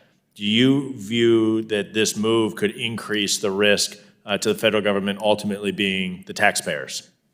Oh, yes. I'm deeply concerned that the GSEs, which were fundamentally involved in the last housing bubble and the financial crisis, remain unaltered to this day. They've been in conservatorship ever since the crisis. They are undercapitalized by their own assessments, and now on a regular basis, they're expanding the credit box to allow riskier and riskier mortgages, which is simply a recipe for eventually those mortgages to fail and for the taxpayer to have to step in on a large scale. So let's then dig on that deeper, because what we've seen over the past 2 years under one-party Democratic control is aggressive new government spending, $6.8 trillion in new government spending on top of the current operations of the federal government. This reckless spending is, I think, one of the key drivers of the inflation we see. We also have a war on energy. We have labor policies that need to be reformed. But all of that piling in together is, at the same time, the Federal Reserve, with blunt instruments of raising interest rates, is trying to hit the brakes, while the fiscal policy coming out of Congress is exacerbating a problem that we're facing right now. On top of that, the Federal Reserve is engaged in quantitative tightening, pulling liquidity out of the market. How do you think that the quantitative tightening policies that the Fed has indicated they're planning to continue are going to have, in particular, as it relates to the housing market? I don't think we know the magnitudes. We've never done quantitative tightening, so this is unprecedented. So I can't give you an interest rate equivalent, but Right. Directionally, it's pretty clear that there will be other things the same, not as much mortgage capital available to get that capital. They'll have to offer higher returns, which means higher mortgage rates for everyone else. And so this will disproportionately hit the housing sector compared to the overall rate increases. At what point do you think we'll have additional clarity as to the impact that this quantitative tightening policies are going to have? I agree with you. We saw quantitative easing one time in history. Now we're unwinding this. You have PhD economists that will say, is it the reverse of quantitative easing? It seems like that's a rational analysis. We're seeing some directional indications here. What should policymakers be looking at as it relates to the interest rates, as it relates to housing, as this quantitative tightening process continues down the road? So, I mean, roughly speaking, you do rate increases and you try to look at the impact on real economic activity, particularly business spending, CapEx, things that would be indicators of the potential for a downturn. So that's a general phenomenon. Compare that to the impact on the real economic activity, the home building and apartment building that goes on in the housing sector, and how quickly the latter goes down and how much more deeply it goes down tells you the QT impact. Thank you very much. I appreciate your testimony here today. I look forward to 1 month and 2 days from today. We're going to be able to put a check on some of the reckless spending. Mr. Chairman, I yield back. The gentleman yields back. The gentlewoman from Pennsylvania, Ms. Dean, is now recognized for 5 minutes. Thank you, Mr. Chair, and I thank all of our witnesses for being here today. I hope you'll excuse my absence. I think you know we're involved in a reorganizational set of meetings as well, but I wanted to be sure to get here. I especially want to thank you, Mrs. Edie, for sharing your personal story with us today. I'm sorry for what you and your husband have been through, but that's kind of hollow words. It is up to us to do better and to do more, and that's why I'm so glad that our chairwoman focuses on affordable housing and homelessness as much as she does. It matters in my district. I have a district, I'm suburban Philadelphia out into rural Pennsylvania, and we struggle with homelessness and affordable housing. And so I'm very pleased to, sad, but pleased to have read your testimony. I want to follow up on something that Mr. Barr asked you earlier, and that it is the benefit of supportive services for people suffering from homelessness. You indicated that supportive services would be helpful for many, and I agree. But I want to follow up on a point that you alluded to in your testimony. Can you explain the importance of having stable, safe housing first as the foundation for your life in order to make other improvements in your life? That is, can you talk about how harmful it can be to coupling a demand for supportive services at the same time as trying to simply get safe housing? Why is it for you that it's foundational, that first you got to get in a safe place? Thank you for the question. To me, it'll bring stability for us. Having a safe place to go to every single day without being worried about being harmed while we're being homeless is something that I really it bothers me every single second of the day. So the stability to me in having safe, affordable housing, being able to be in the inside and know that we're safe, and that'll give us more time because in the midst of all of this, my husband had a mental breakdown. So to me, right there, him worrying that he has to progressively all the time, go to work, it's not enough money, go to work, maybe we'll make enough to be able to afford the rent. So just being his back to try to not push him to work harder, husband, you know if I'm saying, but to maybe we can do a little bit more. Maybe you can work a couple of more hours, and then we can put the money towards this, to make us be more stable to get a place. So to me, that is stability. Just having somewhere to live, it'll make us be more stable, to make us be able to wake up every day and have thoughts on we're safe, we don't have to worry about being outside.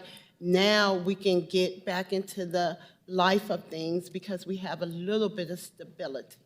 Thank you for that real clarity. And you're absolutely right. It's not just a tax on your physical health, but what a challenge to mental health for any one of us. As you said, you don't know how good it is to have a knob to turn every evening to enter a space where you're safe and not in danger until it's taken away from you. You're absolutely right. You also said being homeless steals your identity. Well, it hasn't stolen yours, nor your husband's. So I thank you for being here today.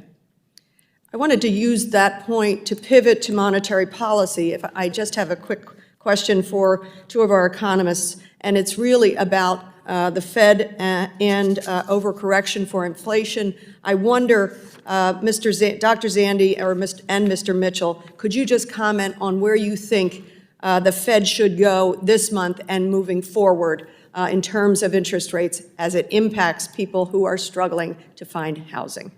Absolutely. I would actually say that the Fed should put a pause to interest rate hikes immediately. And I would say that in part because as we talk about the underlying factors of inflation right now, none of those things are the things that the Fed can address by raising interest rates. Yeah. As other people have mentioned, that it's a blunt tool, and in this moment, it does more harm than good. And just real quickly, Dr. Zandi? I agree with you, sir, Mr. Mitchell. I think the Federal Reserve has laid out a path for another percentage point of rate increases. We're at close to 4% on the funds rate. Will be close to 5% by the spring. That's what's embedded in stock prices. That's what's embedded in the current mortgage rate. That's what's embedded in the value of the dollar. They need to execute on that, and then they need to stop and take a look around and make sure that inflation is coming in and that everything is sticking to the script. But I think they need to follow through on the rate increases that they've articulated they will do. If they don't, then we do run the risk of seeing inflation become more entrenched, embedded, and more of a problem. I thank you, and I know my time has expired. Thank you. Gentle lady's time has expired. The gentleman from Illinois, Mr. Garcia, is now recognized for 5 minutes. Thank you, Chairman, and of course, thank all the witnesses for joining us today to discuss this crucial and timely topic. I represent a working class district, a majority Latino community in Chicagoland. Most of my constituents are renters who have been suffering from rising rent costs. Over the last 5 years, rents have increased by almost 40% nationally, outpacing wage increases. Nearly half of renters and over 80% of extremely low-income renters pay more than 30% of their income toward rent. And this crisis will only get worse if Congress does not act to address it.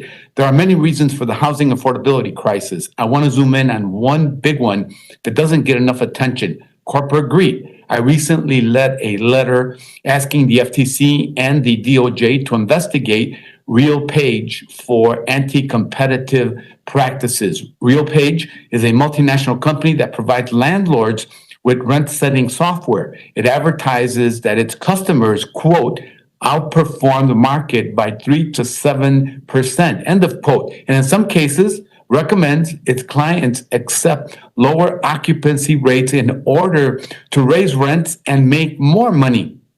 Mr. Mitchell, can you tell us a bit about RealPage and its rent-setting software, YieldStar?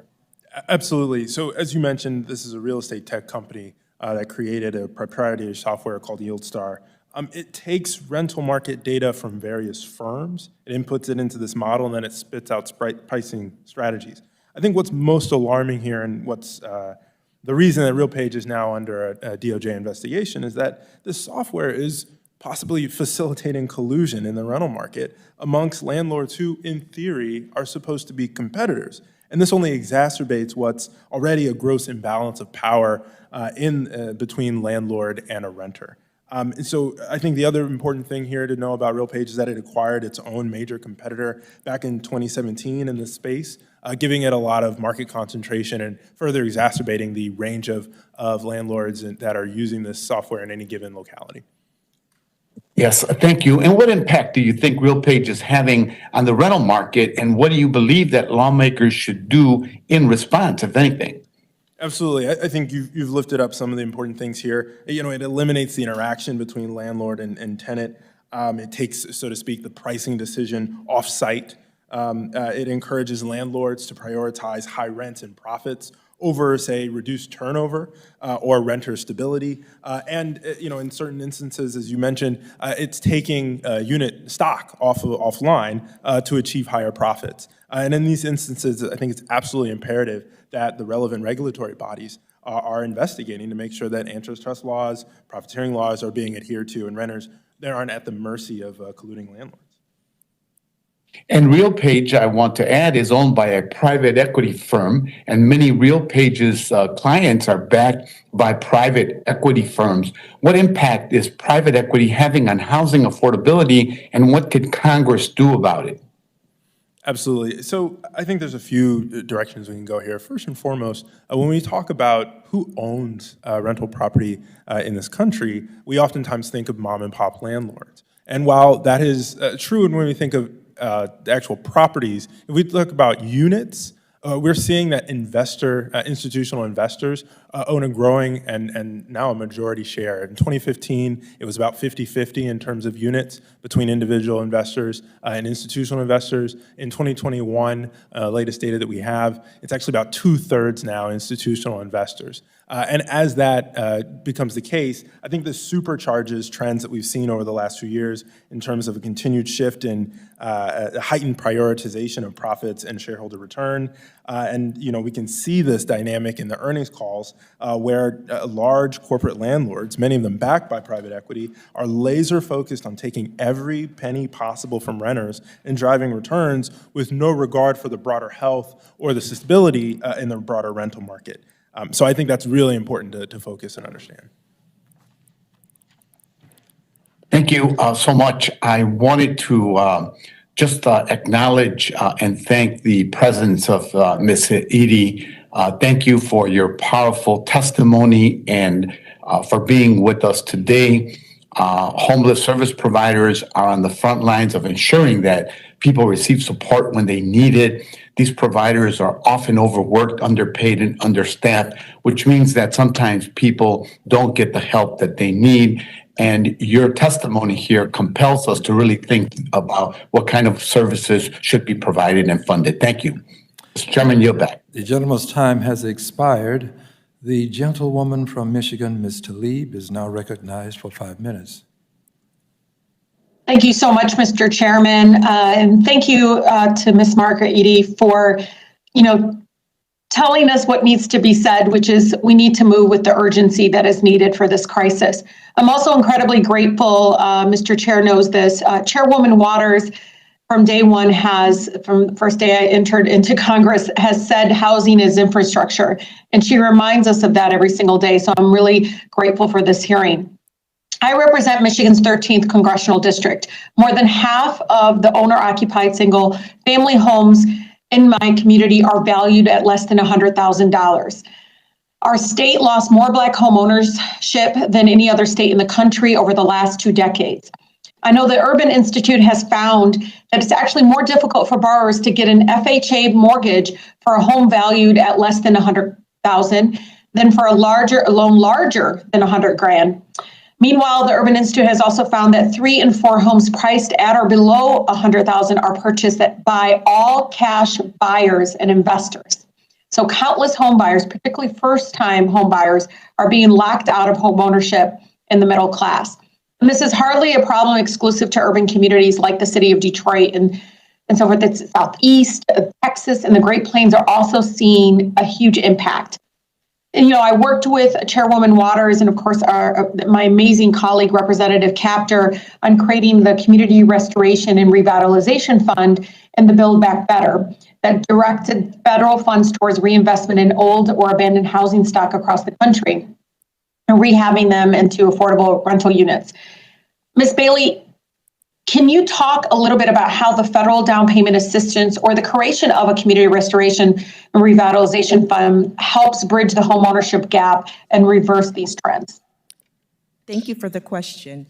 Indeed, the program would establish a competitive grant program at HUD to support the creation of affordable housing and community redevelopment in neighborhoods that are experiencing blight. We talked earlier about how our communities, including communities like yours in Detroit, have not recovered from the Great Recession. This is why the GSE's equitable housing finance plans are critically important, because what they are doing is providing liquidity for small dollar mortgage programs, those pilots that would allow people in your communities to get access to the mortgage loans that are less than $100,000, the loans that our large-scale lenders are refusing to make despite getting depository insurance. So we need these equitable housing finance programs because whole regions of the country are credit-starved. So we need to do everything that we can to make sure those equitable housing finance plans pass, but we also need the Build Back Better Act. It is a compromise, $150 billion of targeted assistance, including the Community Restoration and Revitalization Fund, would bring much-needed resources into communities all over the country that want to have a stake in an equitable recovery and for whom housing continues to be a challenge. It would generate thousands of jobs to take these actions. So marrying supply and demand together are the solution. And Ms. Bailey, Mr. Mitchell, Mr. Zandi, do you have any other recommendations in regards to how I can help so many of my families? We're talking about particularly, homes valued at less than $100,000. What are some policy recommendations that you may have for myself, my colleagues in the administration? Continuing to make sure the equitable housing finance programs are implemented. The GSEs have to do them every 3 years. There needs to be accountability for those plans, so we need to know how they're actually delivering. They have broad public interest mandates for the protections that they get to make sure credit availability is available in every market, not only Fannie Mae and Freddie Mac, but also the federal home loan banks. Yeah. Great. Mr. Zandi, really quick, are you concerned about the possibility that the Fed's monetary policy will lead to an even larger home building gap, increasing our shortage of housing and worsening some of the issues and crises that my families are going through in the 13th district? Yeah, it will. The higher rates, obviously push people into, they can't buy a home because they can't afford it. So they go into rental property, jacks up rents, all else being equal. And also affects lending rates for construction and development. And so that affects the ability of multifamily developers to put up property. So that you got more demand, you got less supply, that pushes up rents. And of course, that hurts everybody. It hurts the renters. They can't, and it hurts homeownership. I really think the Fed's, the Reserve is taking literally a sledgehammer to the demand with so many sectors working on this issue. Sectors of our economy, but especially housing. I really appreciate this hearing, Mr. Chairman, and I yield. Thank you very much. The gentlewoman from Texas, Ms. Garcia, who is also the Vice Chair of the Subcommittee on Diversity and Inclusion, is now recognized for 5 minutes. Thank you, Madam Chair, and to all the witnesses. I apologize that I was not here to hear your testimony, but like Ms. Dean mentioned earlier, we were all involved in some organizational leadership elections this morning and were called away. But I'm just so glad we're doing this hearing because I frankly think that we can't really talk enough about the need for affordable housing, not just, in the cities that you have mentioned, but really across America. And I want to first start by thanking you, Ms. Edie, for being here today, for having the courage, having the activism, and for having the voice that you have to speak up and work on these issues for so many people across America. I can tell you that I've been working on this issue since I was a young legal aid lawyer. I represented the Houston Welfare Rights Association. And one of the planks we had then, and it continues today, is getting more affordable public housing. We focused a lot on that. And it always was helpful when we had clients like you that were active and engaged and could speak for others. So thank you for being that voice. And please know that there's many of us in this room and others that support you and hear you and will continue our fight. And of course, you can't find a better champion for all that than our chairwoman, who has pushed and pushed on this issue for years. So the fight will continue, I'm sure. I want to start with you, Ms. Bailey. You know, I'm from a Latino district, 77% Latino, and Latinos were probably the only one ethnic sector that kind of increased its home ownership rate this last year. But it doesn't mean we're there yet either. And I think some of the issues for us are compounded when you include, if you include the unauthorized immigrant in the mix of Latino, that also adds a different subset of issues with some providers and landlords not wanting to lease or rent to people who are unauthorized in this country. So given that Latinos are positioned to be the largest group of home buyers in the nation, I'm concerned of a lot of the barriers to housing affordability that will block their process, because we will continue to grow. We're here to stay. So please share your perspective on the potential that interest hikes will hinder the progress for home buyers of color, and particularly the Latino community, and how can affordability challenges widen the racial gap? Thank you so much for the question. So as you said, Latinos are going to play a major role in the mortgage market. 7 out of 10 future buyers are going to be people of color, with Latinos accounting for a large majority of those buyers, along with African Americans and Asian Americans and Native communities. So one of the things that we need to do is to make sure the very buyers that the future system depends have access to targeted first-generation down payment assistance as provided in the Down Payment to War Equity Act that has been a part of the House passed Build Back Better Act. That targeting of down payment assistance helps to overcome one of the biggest barriers, which is the lack of down payment, because families have not had equitable opportunities to build home ownership over intergenerational times. I like to say today's renters are tomorrow's homeowners. So we have to do everything for homeowners to make sure they have equitable housing opportunities, including making sure there's real support for increasing vouchers, and that HUD gets the resources that it needs to effectively implement its programs, because HUD has been gutted and doesn't have proper staffing Right. to do the fair housing. Particularly the last administration. Yes. Right. Well, you know, recently our major and only newspaper in Houston, the Houston Chronicle, published an article in September highlighting the impacts of inflation on rent prices, demonstrating that prices in Houston are becoming troublingly unaffordable. I mean, I think the article was like, where is our affordable housing in Houston? The average apartment rents in the city have increased by 12% since 2019 to an average of $1,300 per month. Can you speak about the ways that high rents costs can hinder home ownership, and which is an important tool for building wealth, especially for income renters? They actually stop families from being able to save. But another thing that happens is that in credit scoring, which is typically one of the underwriting criteria, our current credit scoring models don't even factor in positive rental payment history. So what we need is to make sure those credit scoring models actually become more inclusive and factor in that positive history, because when we look at things like positive rental payment history, we actually see that we can expand the credit box for the more than 8 million mortgage-ready Latino and African-American consumers who are ready to enter into the home ownership space. Thank you. And Madam Chair, I yield back. My time is up. Thank you. The gentleman from Massachusetts, Mr. Auchincloss, who is also the vice chair of the full committee, is now recognized for 5 minutes. Thank you, Madam Chair, for this hearing and also for your commitment to affordable housing. Mrs. Edie, let me begin by applauding your testimony and for humanizing this issue. In your words, I hear echoes of the thousands of constituents in the Massachusetts 4th, southeastern Massachusetts, and greater Boston who are in panic on a daily basis. Our office is inundated with phone calls, senior citizens, young families, and everyone in between.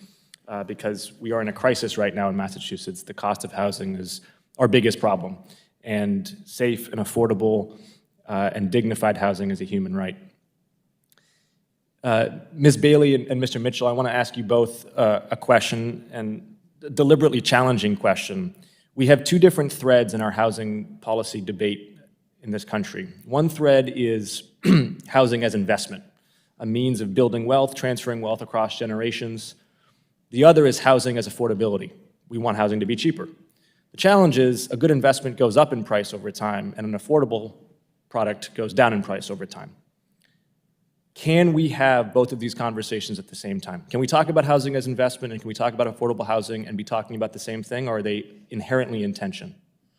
Thank you for the question. We can walk and chew gum at the exact same time. We need to do both and. This is an opportunity to use housing as a fundamental right to really stimulate economic growth and grow the economy for everyone. Targeted investments like the Neighborhood Homes Investment Act with inclusion of fair housing protections and oversight will help us to build those 100,000 affordable units in the communities that we've left behind. Well, let me challenge you on that. And Mr. Mitchell, you can jump in here too.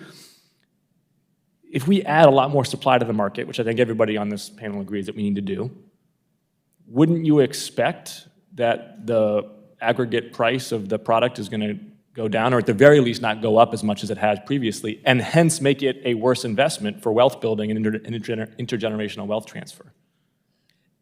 So if I just may say one thing, homeownership is important because it allows for families to lock in their monthly housing expenses. That's something that we're not talking about. It means that your landlord can't in the next year cause your rent to increase. So that's one of the things that we have to factor in and pull people in for. I think more broadly, when we talk about these sorts of investments, what it allows for is for broader economic growth. So if we look at the kinds of investments that were made over the course of the pandemic and the ensuing recovery, we've seen, as a result, one of the strongest economic recoveries post-recession in modern history. Now, because of those investments, we're seeing jobs growing back, wage growth for the first time for a lot of folks in many decades. And that enables us to then focus on increasing capacity and productive capacity moving into the future. So these kind. We want to add another dimension here. So maybe it's not so much purely about ROI, it's about the inclusivity of economic growth and the stability, to your point, Ms. Bailey, as well, Mrs. Bailey. I appreciate those answers. Thank you. Mr. Holtz-Eakin, let me close with you. I have here a quotation from one of my favorite publications, Strong Towns, and it says, what we need to do is to improve affordability is something dramatically different. We need to allow the next increment of housing as a right, everywhere. We need to remove barriers to doing small-scale infill so that we can get 1,000 small projects from incremental neighborhood-based developers that proceed with very little fuss and with no organized, mobilized opposition. We need to invite a different kind of developer into the game. Sounds like organic, bottoms-up, community-driven development with the next increment, not these mega mixed-use projects, but ones that are more entrepreneurial and more incremental. You had mentioned carrots and sticks that the federal government might be able to use to incent this kind of development. Say more about those in our final minute, and if you could, add a little bit about parking regulations too, which to me are the antithesis of housing affordability because we subsidize places for cars while making places for humans more expensive. So that is broadly another strategy on increasing supply, and it's a dramatically different strategy, and I don't see any reason why we should limit the strategies we contemplate. The question is, how do you get there? And there is no reason why any city, locality couldn't just do that. Say, okay, well, yes, there is, because people like talking about more housing in abstract and don't like talking more housing next to them. I was a city councilor for 5 years. I've seen it. So I'm going to agree with you. I'm just saying, you know, either the community is going to agree somehow that we are going to take this different strategy, our reservations notwithstanding, and pursue it, or what we had the conversation about is the federal government is somehow going to provide a carrot or a stick to say you have to do this. We're at time here. I want to invite you, but also everybody else on the panel who may be interested in responding and writing to what specific carrots and sticks the federal government might be able to use to incent the kind of development I described. And I yield back, Madam Chair. Thank you very much. Without objection, I ask unanimous consent to introduce the following letters.